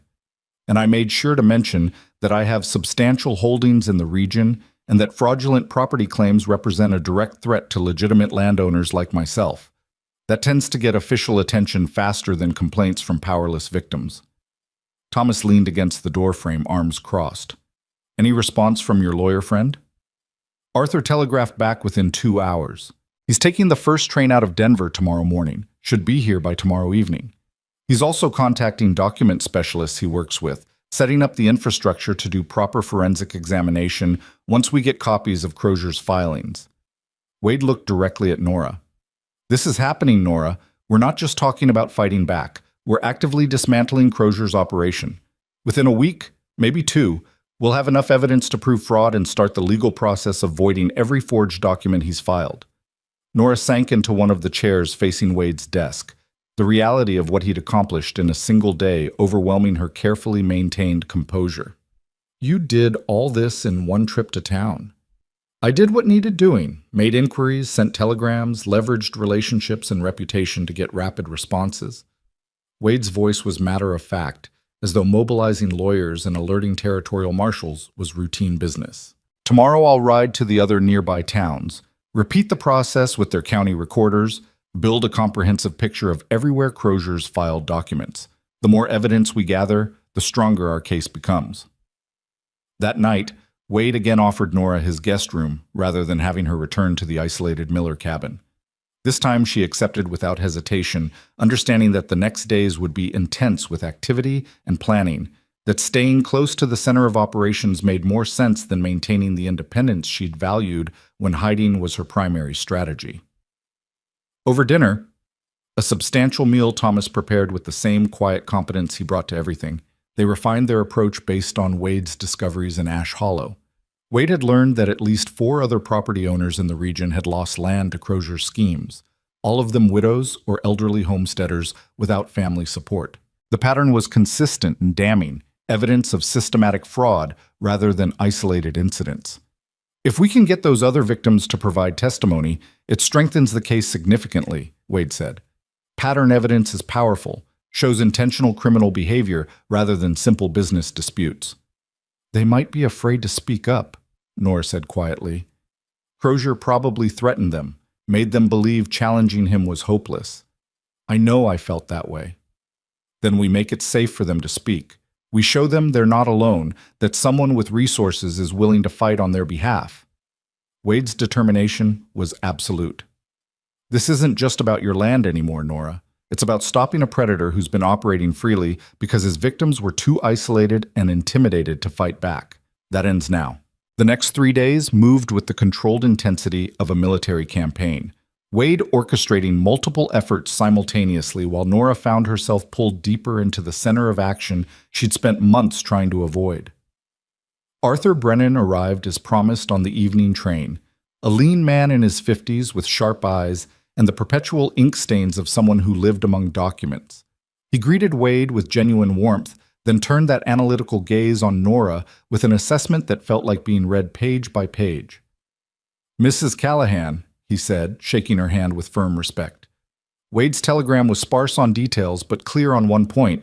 Victor Crozier stole your land through forged documents and you have the knowledge to prove it. I need you to walk me through everything, every detail you remember, no matter how small it seems. They spent that entire evening in Wade's office, Nora recounting the timeline of Crozier's fraud, while Arthur took meticulous notes and asked questions that revealed his deep understanding of how document forgery worked. He was particularly interested in the inconsistencies she'd noticed in Daniel's supposed signature, in the date formatting errors, in any detail that suggested the documents had been created by someone unfamiliar with Daniel's actual habits and handwriting. "The date format discrepancy is significant," Arthur said, tapping his pen against his notebook. "It's the kind of mistake forgers make when they're working from templates or copying signature styles without understanding the person's broader patterns. If we can get the original documents examined, a handwriting expert should be able to identify those kinds of tells definitively." "How long does that examination take?" Wade asked. "Depends on document complexity and how careful the forger was. Could be days, could be weeks. But I've worked with a specialist in Chicago, a man named Whitmore, who's testified in dozens of fraud cases. If anyone can prove those signatures are forgeries, it's him." Arthur closed his notebook with decisive finality. "The challenge is getting access to the original documents. County recorders are protective of their files, and they won't hand them over just because we ask nicely." "What if we file a formal legal challenge?" Thomas suggested. He'd been listening quietly from his position near the window, contributing observations when relevant. "If Nora formally contests the Blue Ridge deed on grounds of fraud, wouldn't that create legal basis to examine the documents?" Arthur nodded slowly. "It would, but it also alerts Crozier that we're mounting a serious challenge. He'll lawyer up, possibly destroy evidence, definitely make the process more difficult. I'd prefer to get the documents first, prove the fraud definitively, then file challenges from a position of strength rather than hope." Wade stood and moved to the large map of the territory hanging on his wall, studying it with the focused attention he gave to strategic problems. "The Blue Ridge County recorder won't cooperate voluntarily, but what about the documents Crozier's filed here in Wyoming? We're residents of this territory. We have legitimate concerns about fraudulent property claims affecting local land values. Could we petition for document review on those grounds?" "Possibly. It's creative legal reasoning, but it might work if we can convince the recorder that Crozier's activities represent a broader threat to property integrity in the region." Arthur's expression suggested he was calculating odds and risks. "The advantage is that Wyoming filings might show the same pattern of fraud, Give us proof we can use to challenge the Colorado documents without needing direct access to them first. Then that's our immediate focus, Wade decided. Arthur, tomorrow you and I visit every county recorder within 2 days' ride. We examine every document Crozier's filed, look for patterns and inconsistencies. Thomas, I need you to locate the other victims Crozier targeted in this region, the 4 property owners I heard about in Ash Hollow. See if they're willing to speak with Arthur, provide their experiences for pattern evidence. Nora listened to the plan taking shape, feeling simultaneously grateful and unsettled by how quickly her private struggle had become this coordinated effort involving multiple people and substantial resources. What do you need from me? Wade turned to face her directly. I need you to write down everything you remember about your property in Blue Ridge. Detailed descriptions, the house, the land features, the boundaries, the water rights from Clear Creek. Everything that would prove you had intimate knowledge of that property as its genuine owner. Arthur can use those details to contrast with whatever vague descriptions Crozier's forged documents contain. Fraudsters often get basic facts wrong because they're working from maps and public records rather than actual experience. I can do that, Nora said quietly. The thought of cataloging her lost home in careful detail hurt in ways she'd been avoiding, but if pain could serve purpose, she'd endure it. They worked late into the night building the framework for a comprehensive assault on Crozier's fraud. Arthur proved to be exactly what Wade had promised, brilliant, methodical, and absolutely committed to exposing document forgery wherever he found it. He spoke about fraud cases he'd worked with the passionate intensity of someone who viewed forged documents as personal affronts to truth itself. People think fraud is a property crime, that it's about money and ownership, Arthur said during a brief pause for coffee. But it's worse than that. It's an attack on the concept of truth, on the idea that written records can be trusted to reflect reality. Every forged signature, every falsified deed undermines the entire system of property rights that civilization depends on. Crozier isn't just a thief. He's a saboteur destroying public faith in documented truth. Wade nodded agreement, which is why stopping him matters beyond any individual case. If people can't trust that deeds and contracts mean what they say, the entire structure of legitimate commerce collapses. Nora found herself warming to Arthur's fierce commitment to documentary integrity, recognizing in him the same kind of principled determination that drove Wade's actions. These were men who believed systems mattered, that rules and records served essential purposes, and that people who corrupted those systems for personal gain deserved to be exposed and stopped. By the time they finally dispersed to sleep, Arthur had filled 2 notebooks with information, and Wade had drafted a formal petition to the Territorial Recorder's Office requesting comprehensive review of all property documents filed by Victor Crozier or his known associates. It was past midnight, and Nora climbed the stairs to the guest room feeling exhausted, but no longer alone in her fight. The next morning began before dawn, Wade and Arthur departing for the first of their recorder visits, while Thomas rode out to locate the other fraud victims. Nora stayed at the ranch house at Wade's insistence, spending the day writing detailed descriptions of her Blue Ridge property from memory. The work proved harder than she'd anticipated, each remembered detail bringing back the life she'd lost. The view from the house at sunrise, the specific bend in Clear Creek where she'd drawn water, the particular arrangement of the timber stands Daniel had managed so carefully. She wrote it all down in careful prose, not allowing herself to stop and grieve, just documenting facts that could be used as weapons against the man who'd stolen her home. By evening, she had 10 pages of detailed property description, precise enough that anyone reading it would know she'd lived that land intimately, rather than just viewing it on a surveyor's map. Wade and Arthur returned as sunset painted the valley in shades of copper and gold, both men tired but carrying themselves with the satisfied energy of productive work. Wade went immediately to his office and emerged with a bottle of decent whiskey, pouring 3 glasses while Arthur spread documents across the dining table. We visited 4 county recorder offices today, Arthur said, accepting his whiskey with a grateful nod. Crozier's been busy. We found evidence of at least 7 property transfers in the past 18 months, all following the same pattern. Elderly or widowed owners suddenly discovered to have outstanding debts or contested ownership, usually backed by loan agreements or deed transfers supposedly signed years earlier. The documents are good quality forgeries, but they show consistent tells. Same notary seal on multiple filings across different counties, which shouldn't happen unless the notary is traveling with Crozier. Similar handwriting styles in supposedly different people's signatures. Date formatting inconsistencies like what Nora noticed. Wade sipped his whiskey, his expression coldly satisfied. Enough to prove pattern fraud? Enough to raise serious questions. Whether it's enough to void the deeds depends on getting expert testimony and convincing judges that the pattern indicates intentional criminality rather than sloppy record-keeping. Arthur turned to Nora.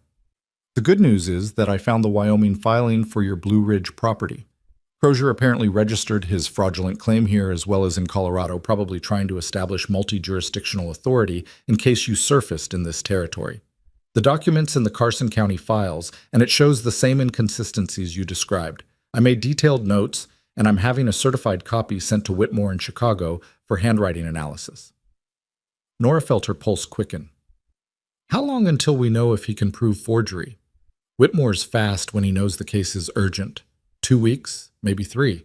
But in the meantime, we keep building the case. Arthur pulled out another document, this one bearing an official seal. I've drafted a formal fraud complaint to be filed with the Territorial Marshal's Office. It details the pattern of suspicious documents, names Crozier specifically, and requests investigation of his activities across multiple jurisdictions.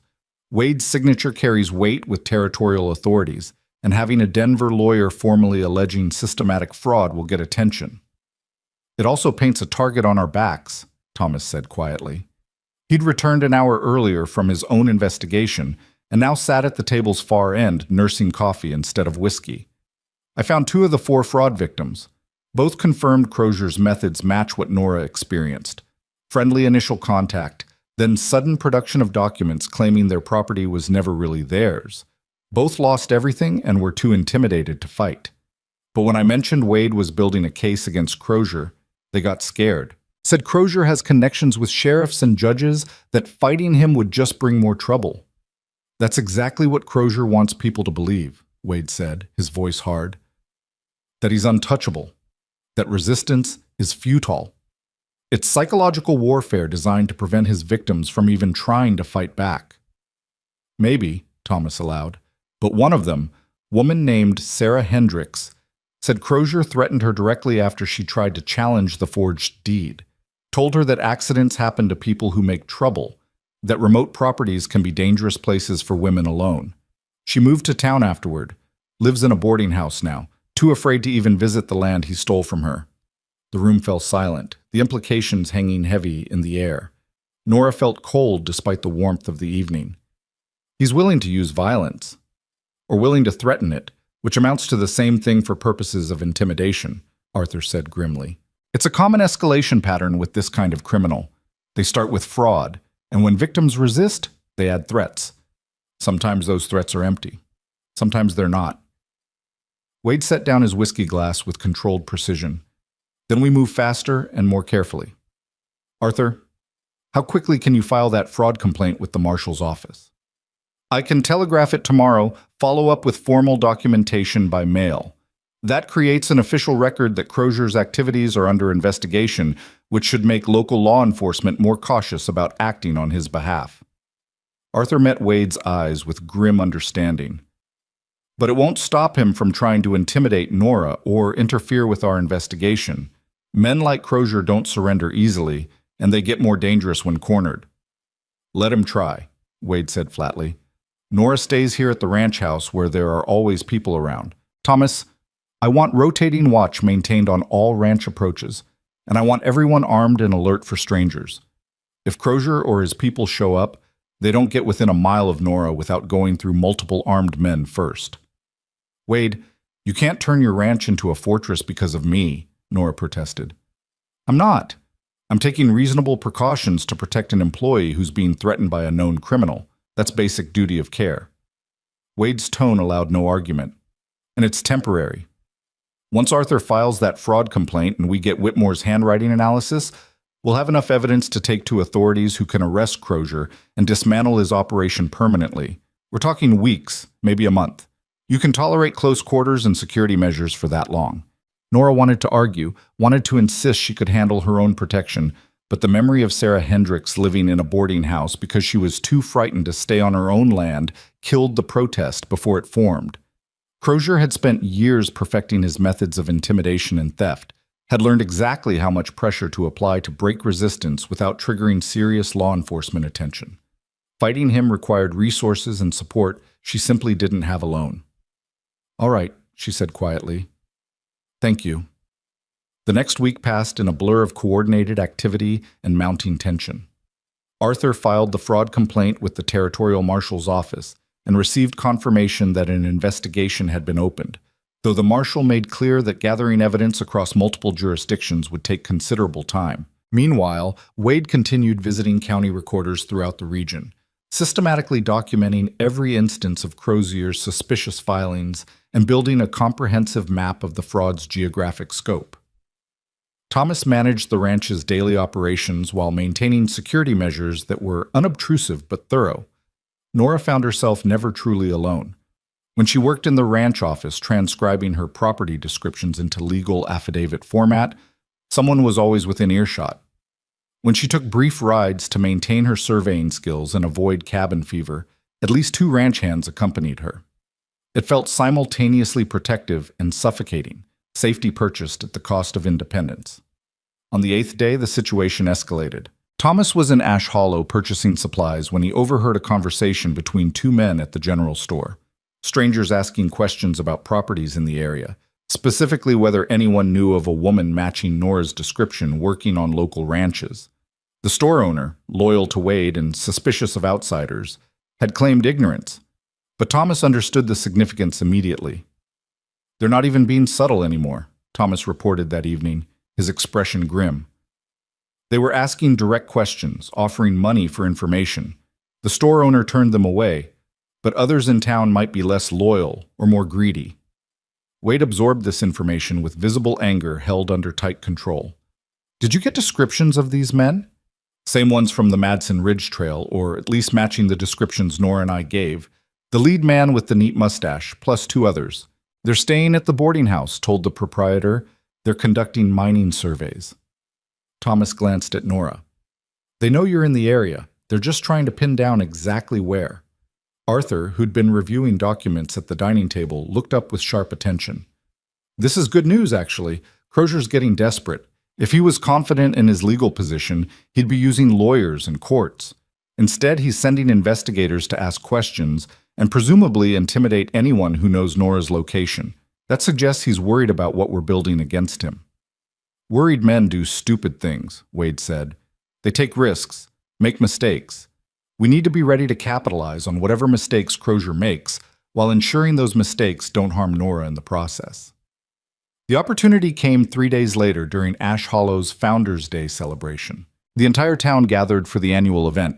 Speeches from local dignitaries, competitions and races, a community dinner that drew people from ranches and homesteads scattered across hundreds of miles. Wade had initially suggested they skip the celebration entirely, keeping Nora safely isolated at the ranch. But Arthur had argued persuasively for the opposite approach. "Hiding makes her look guilty, makes it seem like she has something to fear from scrutiny," Arthur said. "But if she attends Founders' Day with you, surrounded by your ranch hands and known to the community as your legitimate employee, it sends a message that she's not hiding and has nothing to apologize for. Plus, public settings make intimidation harder. Crozier's men can't threaten her in front of 200 witnesses." Wade had reluctantly agreed, and now they rode into Ash Hollow in mid-afternoon with a group that included Thomas, Arthur, and 4 ranch hands who positioned themselves casually but strategically around Nora throughout the festivities. The celebration was loud and chaotic in the way of frontier gatherings, children running wild, men competing in roping and shooting contests, women comparing recipes and gossip while setting out elaborate spreads of food. Nora found herself oddly relaxed despite the circumstances, the sheer normalcy of the event soothing after weeks of tension and planning. Several townspeople approached Wade with questions about ranch business, or simply to pay respects, and Wade introduced Nora matter-of-factly as one of his employees handling remote property surveys and line shack maintenance. The introductions carried weight. Wade Harlow vouching for someone's legitimacy meant something in this community, and Nora felt the subtle shift in how people regarded her, from unknown outsider to someone with legitimate standing. It was during the community dinner, with long tables set up in the town square and platters of food being passed in comfortable chaos, that Nora noticed the three men from Thomas's description. They stood at the periphery of the celebration, not quite participating but watching with obvious intent. The lead man with the neat mustache was scanning the crowd methodically, and when his gaze landed on Nora sitting between Wade and Thomas, his expression shifted to recognition and calculation. "They're here," Nora said quietly, her hand tightening on her fork. Wade didn't turn to look, didn't give any sign he'd heard her except for the slight tensing of his shoulders. "I see them. Thomas?" "Already noted. Carson and Miguel are positioned between them and us. They won't get close without going through our people first." Thomas's voice was calm, but his hand rested casually near the pistol at his belt. "Want me to approach them? Ask their business?" "No. Let them make the first move. We're in a public space surrounded by witnesses. Whatever they do next will either be harmless conversation or obvious intimidation. Either way, we want it visible." Wade continued eating, his movements deliberate and unhurried, projecting absolute confidence in his position. The three men conferred briefly, then the leader began moving through the crowd toward their table. Carson and Miguel shifted position to intercept, but the man raised his hands in a placating gesture that suggested he wanted conversation, not confrontation. Wade watched him approach with cold assessment, then nodded to Carson to let him through. "Mr. Harlow," the man said, stopping a respectful distance from the table. "My name is Jacob Marsh. I work for a property management firm conducting business in the region. I wonder if I might have a word with you about a legal matter." "We're at a community celebration, Mr. Marsh. Legal matters can wait for business hours." Wade's tone was polite but firm, establishing boundaries without showing hostility. Of course. I just wanted to introduce myself, let you know we're in the area. We've been retained to locate a woman named Nora Carson, also known as Nora Callahan. There are outstanding legal matters in Colorado that require her attention." Marsh's gaze moved deliberately to Nora. "I believe this lady might be the person we're searching for." The conversations around them had quieted, people sensing confrontation and turning their attention toward the exchange. Wade set down his fork with deliberate precision and met Marsh's eyes with a stare that could have frozen water. "Mrs. Callahan is my employee, conducting legitimate ranch work under written contract. If you have legal business with her, you can direct your communications through her attorney." Wade gestured toward Arthur. "This is Arthur Brennan, practicing law out of Denver. He represents Mrs. Callahan's interests and is authorized to receive any documentation you wish to present." Marsh's pleasant expression didn't waver, but Nora saw calculation moving behind his eyes as he reassessed the situation. He'd expected to find an isolated, vulnerable woman. Instead, he'd found someone protected by one of the territory's most influential ranchers and represented by a Denver lawyer, surrounded by armed ranch hands in a public setting full of witnesses. "Mr. Brennan," Marsh acknowledged with a slight nod. "I'll be sure to direct all formal communications through proper legal channels. But I should mention that the matters in Colorado are time-sensitive. There are property disputes that require Mrs. Callahan's immediate attention, and failure to respond appropriately could result in additional legal consequences." Arthur stood, his movement casual, but his presence suddenly dominating the space. "I'm familiar with the Colorado matters you reference, Mr. Marsh. In fact, I filed a formal fraud complaint with the Territorial Marshal's Office regarding those exact property disputes.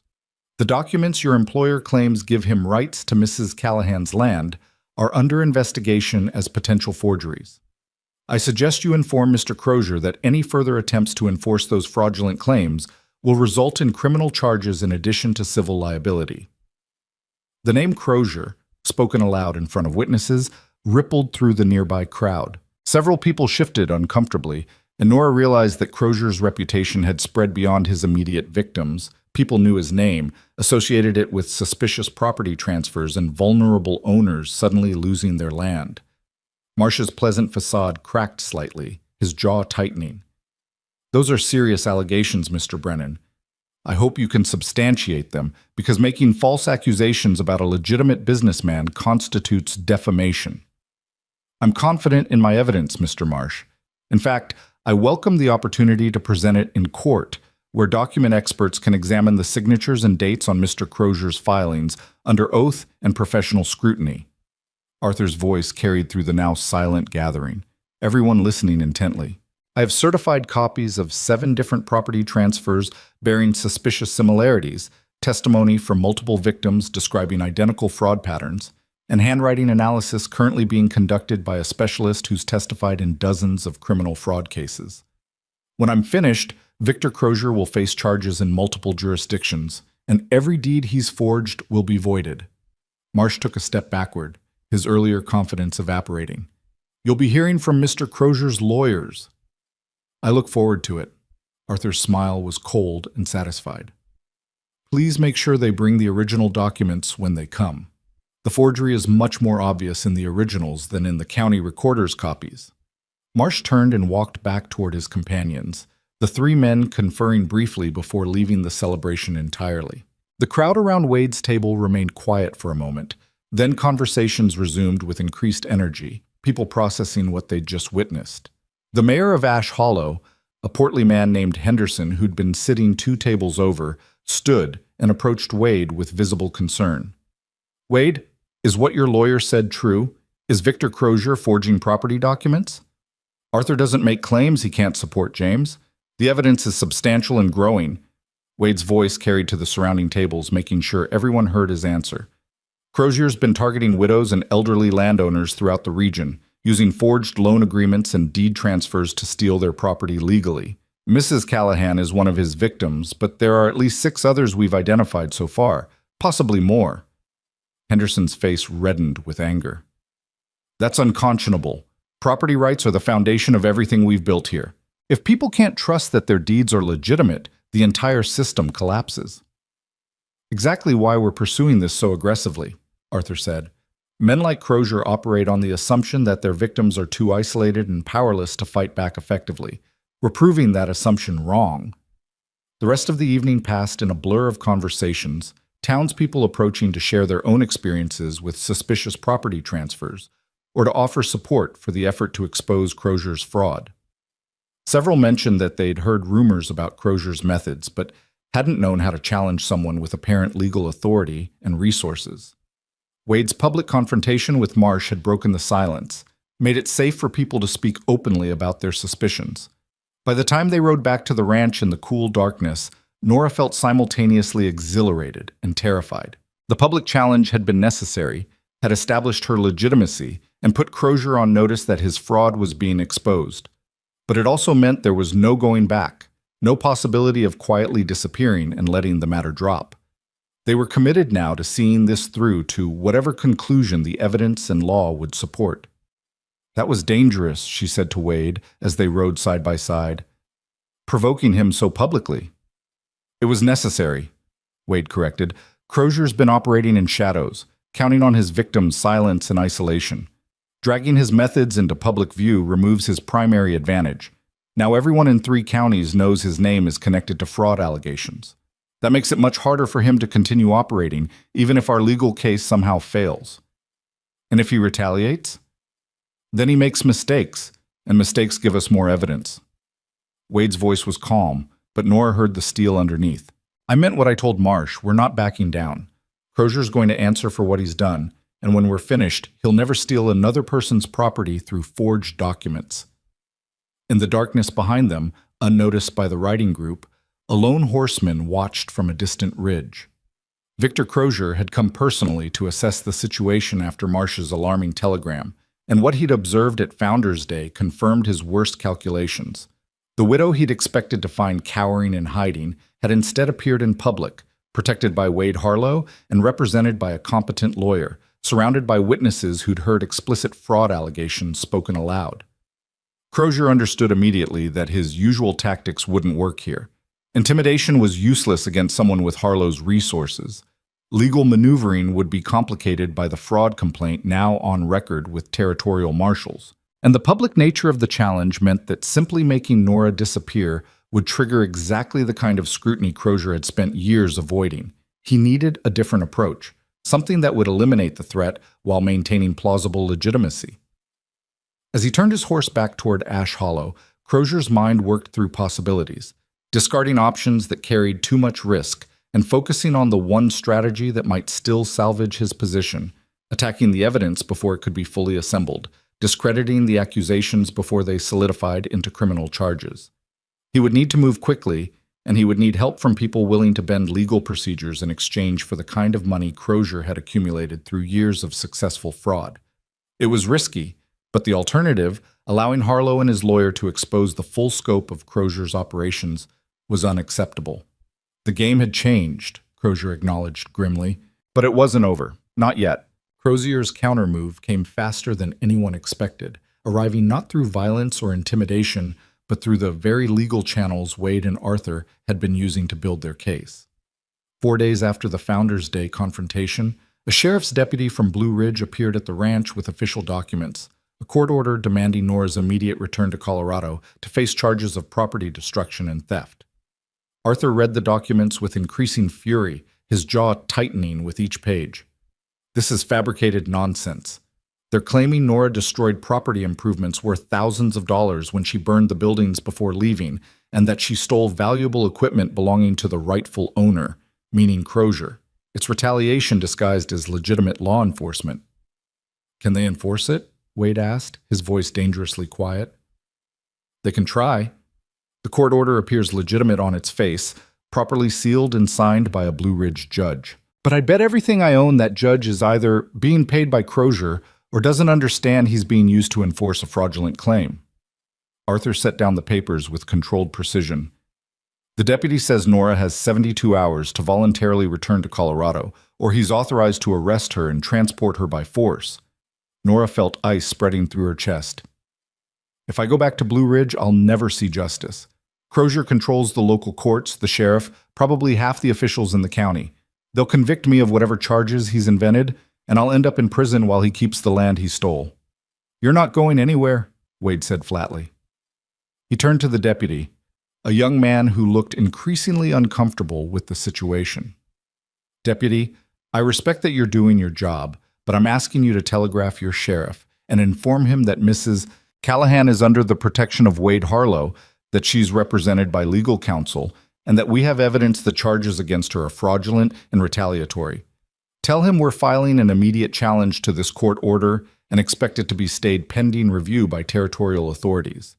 The deputy shifted his weight uncertainly. Mr. Harlow, I understand your position, but I have my orders. If Mrs. Callahan doesn't comply voluntarily, I'm required to place her under arrest. Then you'll have to arrest me first, Wade said, his tone leaving no room for negotiation. And Thomas, and every man working for me. You'll need more than one deputy to remove Mrs. Callahan from this property, and by the time you gather that kind of force, we'll have lawyers and territorial marshals involved. Do you really want to be the man who triggered a jurisdictional fight between Colorado and Wyoming over what's clearly a fraudulent warrant? The deputy looked genuinely distressed. Sir, I don't want trouble. I'm just following the law. The law is being manipulated by a criminal, Arthur interjected, his voice firm but not hostile.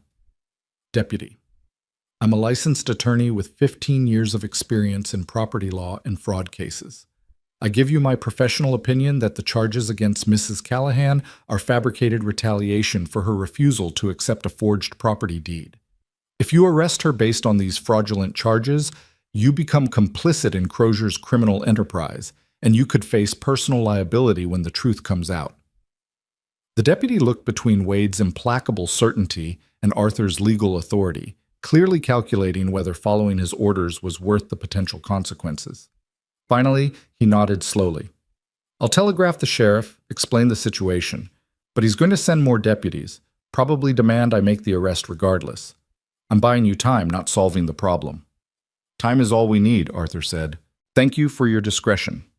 After the deputy left, Wade immediately began mobilizing resources with the focused intensity Nora had come to recognize. He sent telegrams to the territorial marshal's office, to a federal judge he knew in Cheyenne, and to several influential ranchers throughout the region whose political weight might counterbalance Crozier's influence in Colorado. Arthur drafted emergency legal filings challenging the Blue Ridge court order on multiple grounds: jurisdictional overreach, fraudulent basis, retaliatory prosecution. The challenge buys us maybe a week before they can legally compel Nora's return, Arthur explained as he worked. But a week should be enough. Whitmore's handwriting analysis is due any day now, and once we have documentary proof of forgery, the entire foundation of Crozier's claim collapses. The Blue Ridge charges become obviously retaliatory, and Crozier faces criminal prosecution instead of Nora. What if the analysis doesn't show clear forgery? Nora asked quietly. What if Crozier was careful enough that the documents look legitimate? Then we fall back to pattern evidence.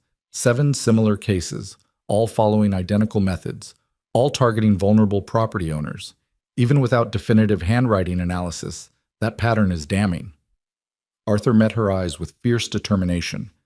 But I've seen the documents, Nora. I've seen the inconsistencies you identified. Whitmore will find the forgery. I'm certain of it. The next 2 days passed in tense waiting, everyone on the ranch alert for the arrival of more deputies or other enforcement actions. Wade positioned armed men at all property approaches, not to resist lawful authority, but to ensure they had warning before anyone reached the main ranch buildings. Thomas coordinated with loyal townspeople in Ash Hollow, building a network that would provide advance notice if large groups of law enforcement began organizing. On the 3rd day, 2 things happened simultaneously. First, a telegram arrived from Whitmore in Chicago with the preliminary results of his handwriting analysis. Arthur tore open the envelope with shaking hands and read aloud, his voice growing stronger with each sentence. Document examination reveals multiple indicators of forgery in the signatures attributed to Daniel Carson. Pressure patterns inconsistent with natural handwriting flow. Letter formations showing hesitation marks characteristic of copied signatures. Ink analysis suggests documents created within 6 months of filing date, not 3 years prior, as claimed. Professional opinion with 95% certainty, signatures are fraudulent. Arthur looked up, triumph blazing in his eyes. We have him. This is expert testimony that will hold up in any court. Before they could fully process this victory, a commotion outside drew everyone to the windows. A large group was approaching the ranch, not deputies, but townspeople, maybe 20 of them, led by Mayor Henderson and several other Ash Hollow residents. Wade went out to meet them, Nora and Arthur following. Henderson dismounted, his expression grim but determined. Wade, we heard about the arrest warrant. Heard Crozier's trying to use Colorado law enforcement to silence Mrs. Callahan before your fraud case can proceed. We came to say that won't stand. We're prepared to provide testimony, to sign affidavits, to do whatever's necessary to support your legal challenge. A woman Nora recognized from Founders Day stepped forward. My sister lost her property to Crozier 2 years ago.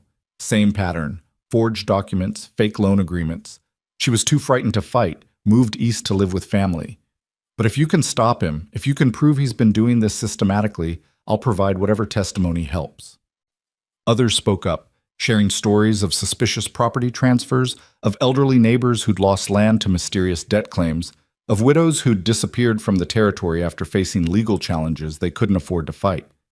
The pattern Arthur had identified in county records was confirmed by lived experience, each story adding weight to the evidence of systematic fraud.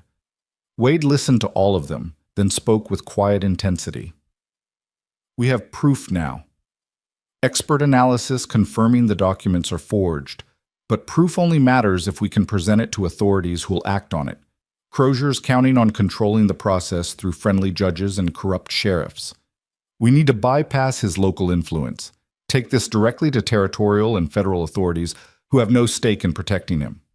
I can help with that, Henderson said. I serve on the Territorial Commerce Board, have direct access to the governor's office. If you'll provide me with copies of the handwriting analysis and the fraud complaint, I'll hand-deliver them to Cheyenne, make sure they reach people who can authorize prosecution across jurisdictional boundaries. Arthur immediately began preparing document packets while Wade organized the townspeople's testimony into structured affidavits. Nora found herself surrounded by people offering support, sharing their own experiences with Crozier's fraud, expressing anger that someone had been preying on vulnerable property owners for years while authorities looked the other way. It was overwhelming and humbling, this outpouring of collective determination to see justice done. Nora had spent months believing she was alone, that her fight was solitary and probably hopeless. Now she stood at the center of a community-wide effort to expose and stop systematic fraud, supported by resources and determination she could never have mustered alone. By evening, Henderson was riding toward Cheyenne with comprehensive documentation of Crozier's fraud. Arthur had filed emergency motions with 3 different courts, challenging the Blue Ridge arrest warrant on grounds that it was retaliatory prosecution designed to obstruct a legitimate fraud investigation. And telegrams had gone out to territorial marshals, federal prosecutors, and influential political figures throughout the region, all carrying the same message. Victor Crozier's operation had been exposed, and people with resources were demanding action.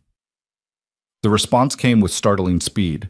Within 48 hours, the Territorial Marshal's Office issued a formal order staying the Blue Ridge arrest warrant pending investigation of the fraud allegations.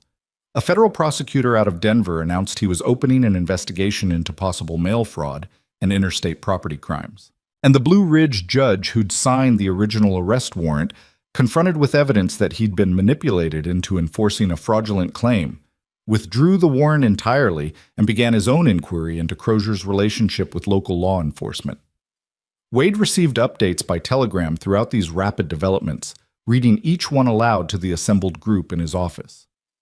Arthur maintained a running tally of legal actions initiated, jurisdictions involved, and authorities now actively investigating Crozier's activities. The momentum had shifted completely, the hunted becoming the hunter as multiple law enforcement agencies began coordinating their pursuit of a man who'd operated freely for years. "He's going to run," Thomas predicted. "Crozier's smart enough to see this coming together against him. He'll disappear before they can arrest him." "Let him run," Wade said coldly. "Federal warrants follow criminals across territories and state lines, and a man on the run can't continue operating his fraud scheme. Even if he escapes prosecution, we've destroyed his business model. That's a victory." But Crozier didn't run. Instead, he made one final, desperate attempt to salvage his position. On a scorching afternoon 5 days after Henderson's ride to Cheyenne, Crozier himself appeared at the Harlow Ranch, riding in openly with his hands visible and empty, requesting a meeting with Wade and Arthur as though he were a legitimate businessman seeking to resolve a misunderstanding. Wade met him in the ranch yard with Thomas and 4 armed hands positioned strategically nearby. Arthur stood beside Wade, his expression coldly professional. Nora watched from the porch, her heart pounding as she saw for the first time the man who'd destroyed her life sitting calmly on his horse like he had every right to be there. Crozier was younger than she'd imagined, perhaps 45, well-dressed, and presentable in a way that probably helped him convince county recorders and judges that he was respectable. But his eyes were calculating and cold, assessing the situation with the same predatory intelligence he'd probably used to identify vulnerable property owners. "Mr. Harlow," Crozier said, dismounting slowly, "I believe there's been a significant misunderstanding about certain property transactions in the region. I'd like the opportunity to explain the legitimate business practices that your lawyer has apparently mischaracterized as fraud." "There's no misunderstanding," Wade said flatly. "We have expert testimony proving your documents are forged. We have pattern evidence showing systematic targeting of vulnerable property owners. We have testimony from multiple victims describing identical fraud methods. The only question remaining is whether you face charges in territorial court, federal court, or both." Crozier's pleasant expression didn't waver. "Expert testimony can be mistaken. Pattern evidence can be coincidental. Testimony from disgruntled former property owners might reflect their misunderstanding of complex legal transactions rather than actual fraud." He pulled a document from his coat pocket, moving slowly to avoid triggering the armed men watching him. "I'm prepared to offer a settlement. Mrs. Callahan can have her Blue Ridge property returned, with clear title and no further legal challenges. In exchange, she and you withdraw all fraud allegations and agree to public statements that the matter was a civil dispute resolved amicably." Arthur laughed, the sound harsh and without humor. "You're offering to return property you stole, in exchange for us allowing you to continue stealing from everyone else? That's not a settlement, Crozier. That's admission of guilt wrapped in legal language." It's a practical solution that allows everyone to move forward without expensive, prolonged litigation. Crozier turned his attention to Nora. Mrs. Callahan, I understand you've been through tremendous hardship. I'm offering you the chance to reclaim your home, your land, everything you lost. All you have to do is accept that the original transaction was legitimate and sign a release preventing future claims. Nora stepped off the porch and walked toward Crozier, stopping just beyond arm's reach. She met his eyes directly, seeing him truly for the first time, not as some overwhelming force that had destroyed her life, but as a man who'd built his success on betting that his victims would be too isolated and frightened to fight back effectively. You stole my land through forged documents, Nora said, her voice steady and clear. You destroyed my home and my livelihood because you saw a vulnerable widow and thought I'd be easy prey. You were wrong. I didn't disappear quietly. I found people willing to fight for justice, and now your entire operation is being exposed. She paused, letting her words settle.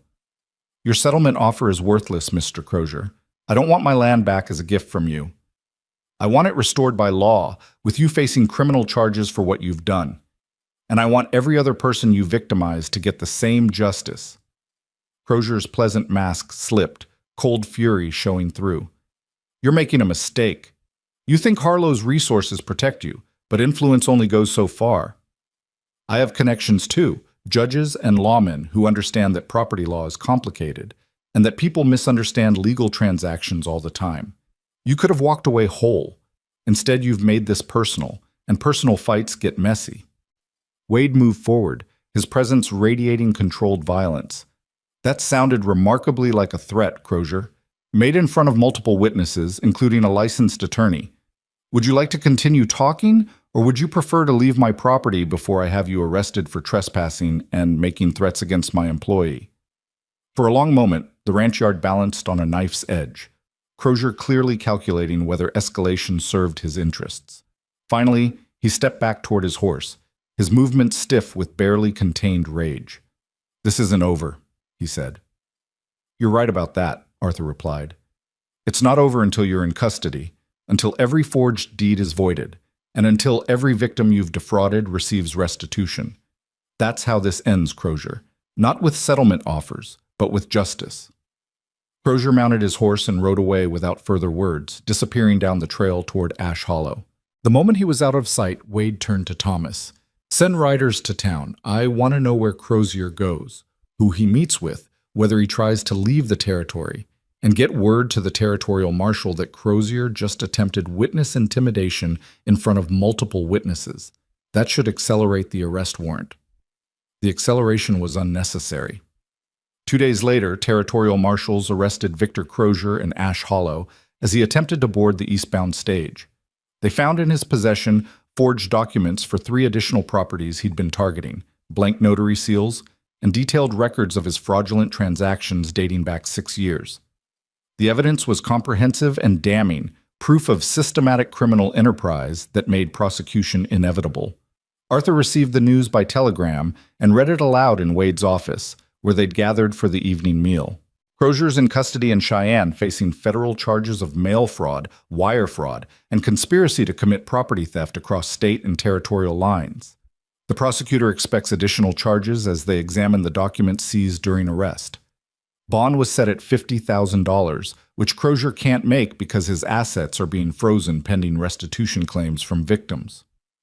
Nora felt something tight and painful in her chest finally begin to loosen.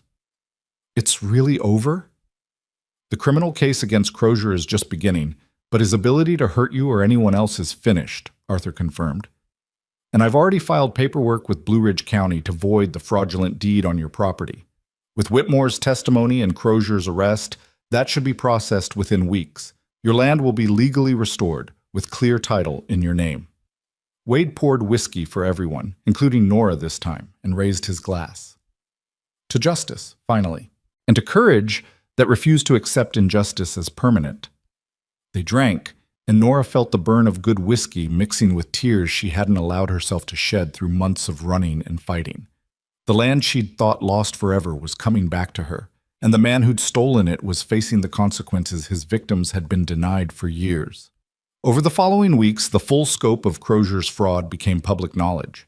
The seized records revealed 19 separate properties stolen through forged documents, representing hundreds of thousands of dollars in fraudulent transactions.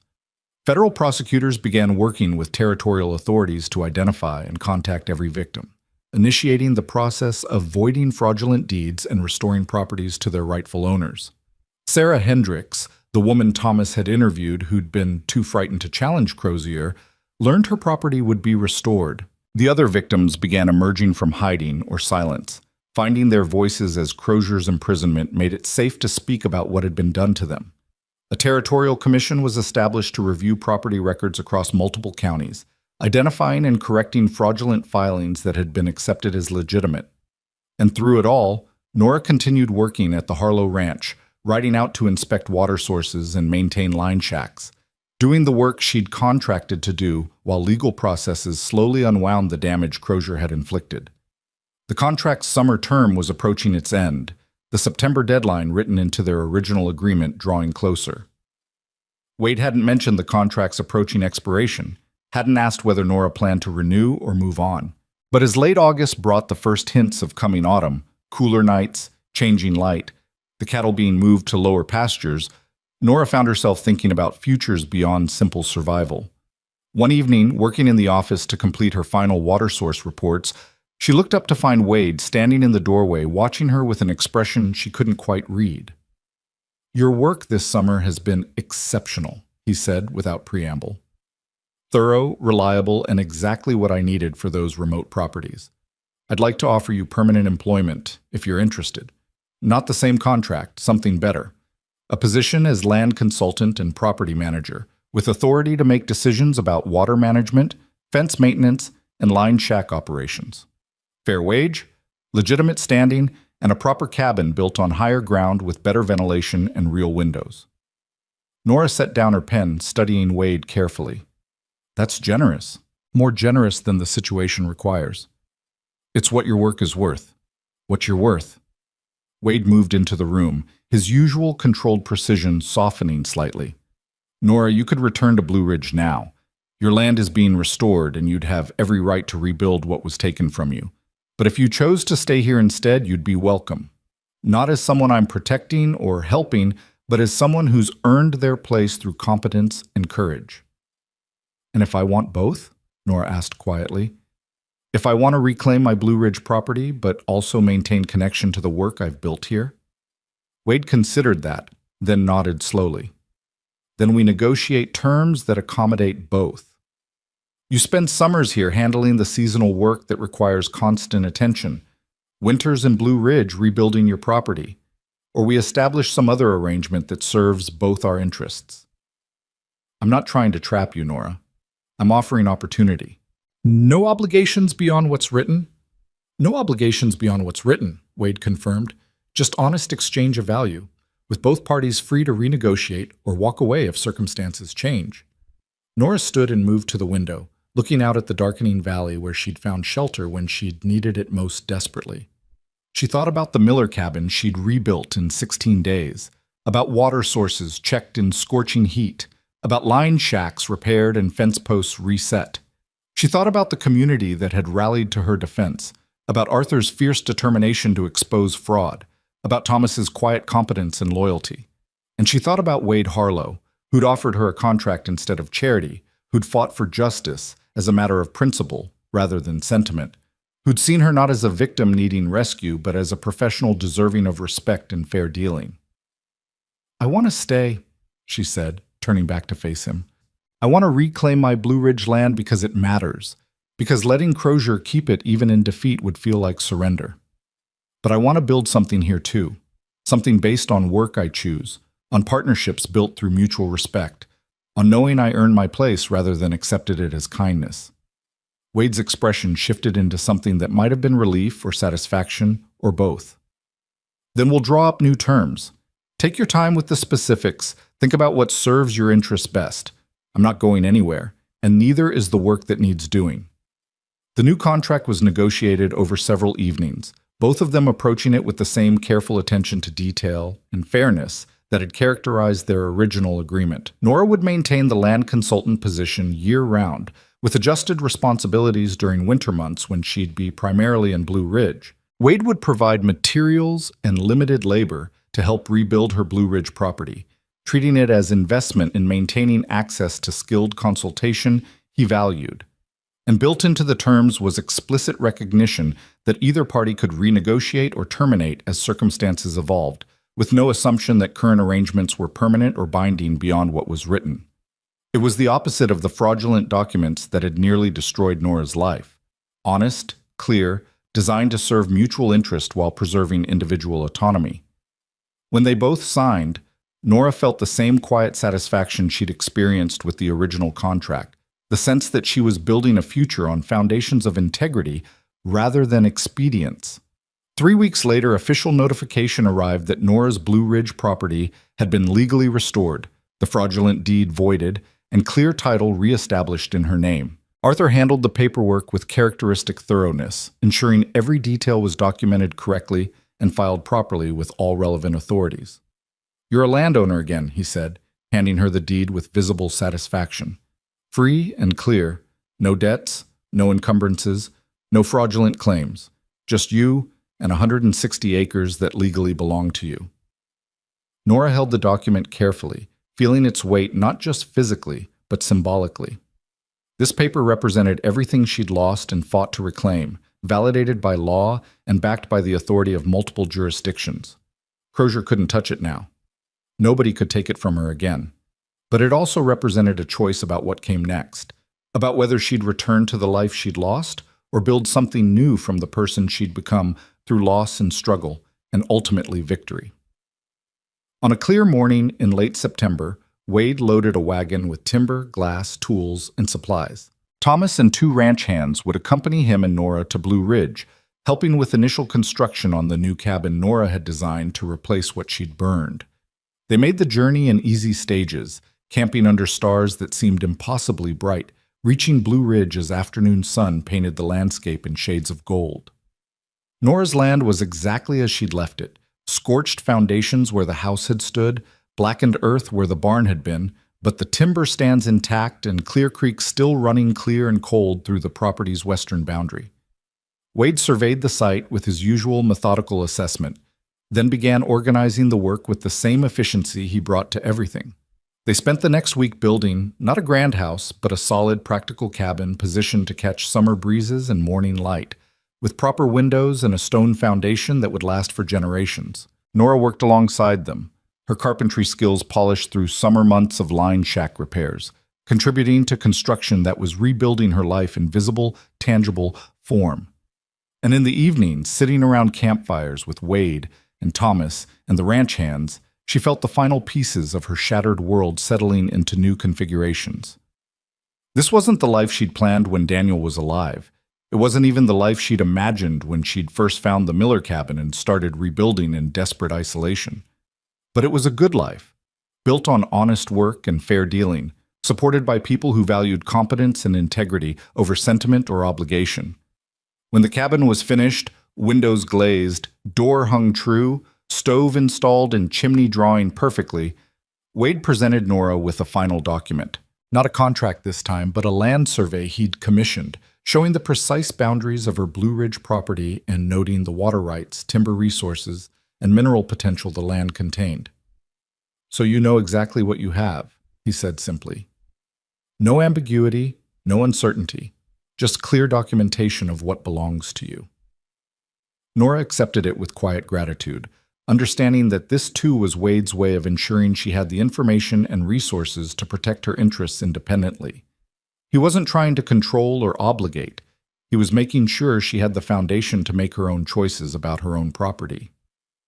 They returned to Wyoming as autumn settled fully into the high country, the aspens turning gold, and the air carrying the sharp clarity that preceded winter. Nora moved into the new cabin Wade's men had built near the main ranch, better insulated than the Miller cabin, positioned for spectacular sunrise views large enough for comfortable year-round living.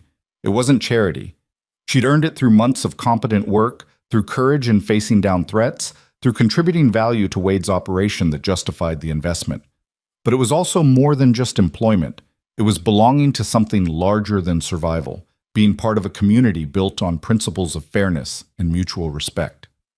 The legal aftermath of Crozier's arrest continued through the fall and into winter. He was convicted on 14 counts of fraud and sentenced to 8 years in federal prison. His assets were liquidated to provide partial restitution to his victims, though the money couldn't fully compensate for years of displacement and suffering. And the territorial legislature passed new laws requiring additional verification for property transfers, making it harder for future criminals to replicate Crozier's methods. Nora followed these developments with quiet satisfaction, but without obsession. Crozier's conviction mattered, but it wasn't the center of her life anymore. She had work to do, water sources to monitor even as they froze, line shacks to prepare for winter, and plans to develop for the Blue Ridge property she'd reclaim fully when spring came. On a cold December evening, with snow beginning to fall in large, soft flakes, Nora sat in her cabin reviewing the year's work and planning the next season's projects. A knock on her door brought Wade, carrying a bottle of good whiskey and 2 glasses. "Thought you might want company," he said, his breath steaming in the cold air. "And I wanted to thank you properly for everything you've contributed this year." "I was paid fairly for my work," Nora said, gesturing him inside. "Thanks aren't necessary." "They are, though, because you gave more than just competent labor." Wade poured whiskey for both of them, his movements deliberate. "You reminded me that fairness isn't weakness, that helping people defend themselves against injustice serves everyone's interests. And you proved that courage and determination matter more than resources or connections when it comes to fighting for what's right." Nora accepted her glass, meeting Wade's eyes directly. "You gave me back my life. Not the old one, something better, built on my own merit instead of circumstances I inherited. That's a gift I can't fully repay." "You don't need to repay it. You've already earned everything you have through your own efforts." Wade raised his glass. "To new beginnings built on honest foundations, and to partnerships that serve mutual interests while respecting individual autonomy." They drank, and the whiskey burned warm against the winter cold seeping through the walls. Outside, snow continued falling, covering the land in clean white silence, promising renewal and fresh starts when spring eventually returned. Nora thought about the smoke that had drawn Wade's attention all those months ago, about the desperate woman who'd rebuilt a ruin because she had nowhere else to go. That woman was gone, transformed through struggle and support into someone stronger and more certain, someone who owned land again, who had work that mattered, who belonged to a community that valued her contributions. The path from that smoke-betrayed morning to this peaceful winter evening hadn't been straight or easy. It had required confronting criminals, exposing systematic fraud, fighting legal battles across multiple jurisdictions, and accepting help she'd spent years learning not to trust. But it had been worth every difficult step, every moment of fear and uncertainty, because it had led to this: a life built on terms she'd negotiated, work she'd earned, and dignity she'd reclaimed through refusing to accept injustice as permanent. Wade stood to leave, stopping at the door to look back at her with an expression of quiet respect. "Spring will be here before we know it. Big plans for next season?" "Blue Ridge reconstruction in early spring, then back here for summer water management and line shack maintenance. Maybe expand the survey work to include timber assessments. I've been reading about sustainable forestry practices that could add value to your operation." Nora smiled slightly. "Assuming you're interested in negotiating those expanded responsibilities." "I'm always interested in productive negotiations with competent partners," Wade replied. "We'll talk terms when the weather breaks." He left, and Nora stood at her window watching him walk through falling snow toward the main ranch house, his figure solid and purposeful against the white landscape. She thought about contracts and fairness, about justice earned through collective effort, about communities built on principles that valued integrity over expedience. And she thought about the future stretching ahead, not predetermined or controlled, but full of possibilities she'd create through her own choices and efforts. The land in Blue Ridge waited for her, ready to be rebuilt according to her vision rather than anyone else's expectations. The work here in Wyoming would continue, evolving as she and Wade negotiated new terms that served their changing interests and goals. It was enough. More than enough. It was a life reclaimed from the ashes of what had been stolen, built on foundations that couldn't be forged or falsified, protected by law, and supported by people who understood that fairness served everyone's long-term interests better than exploitation or manipulation ever could. Nora closed the curtain against the winter night and turned back to her warm cabin, to the work waiting on her desk, and the plans taking shape for the seasons ahead. The smoke that had changed everything had led her here, to this place of earned belonging and honest partnership, to a future she was building with her own hands and her own choices. And that future, uncertain as all futures were, felt solid and real in ways that past certainty never had.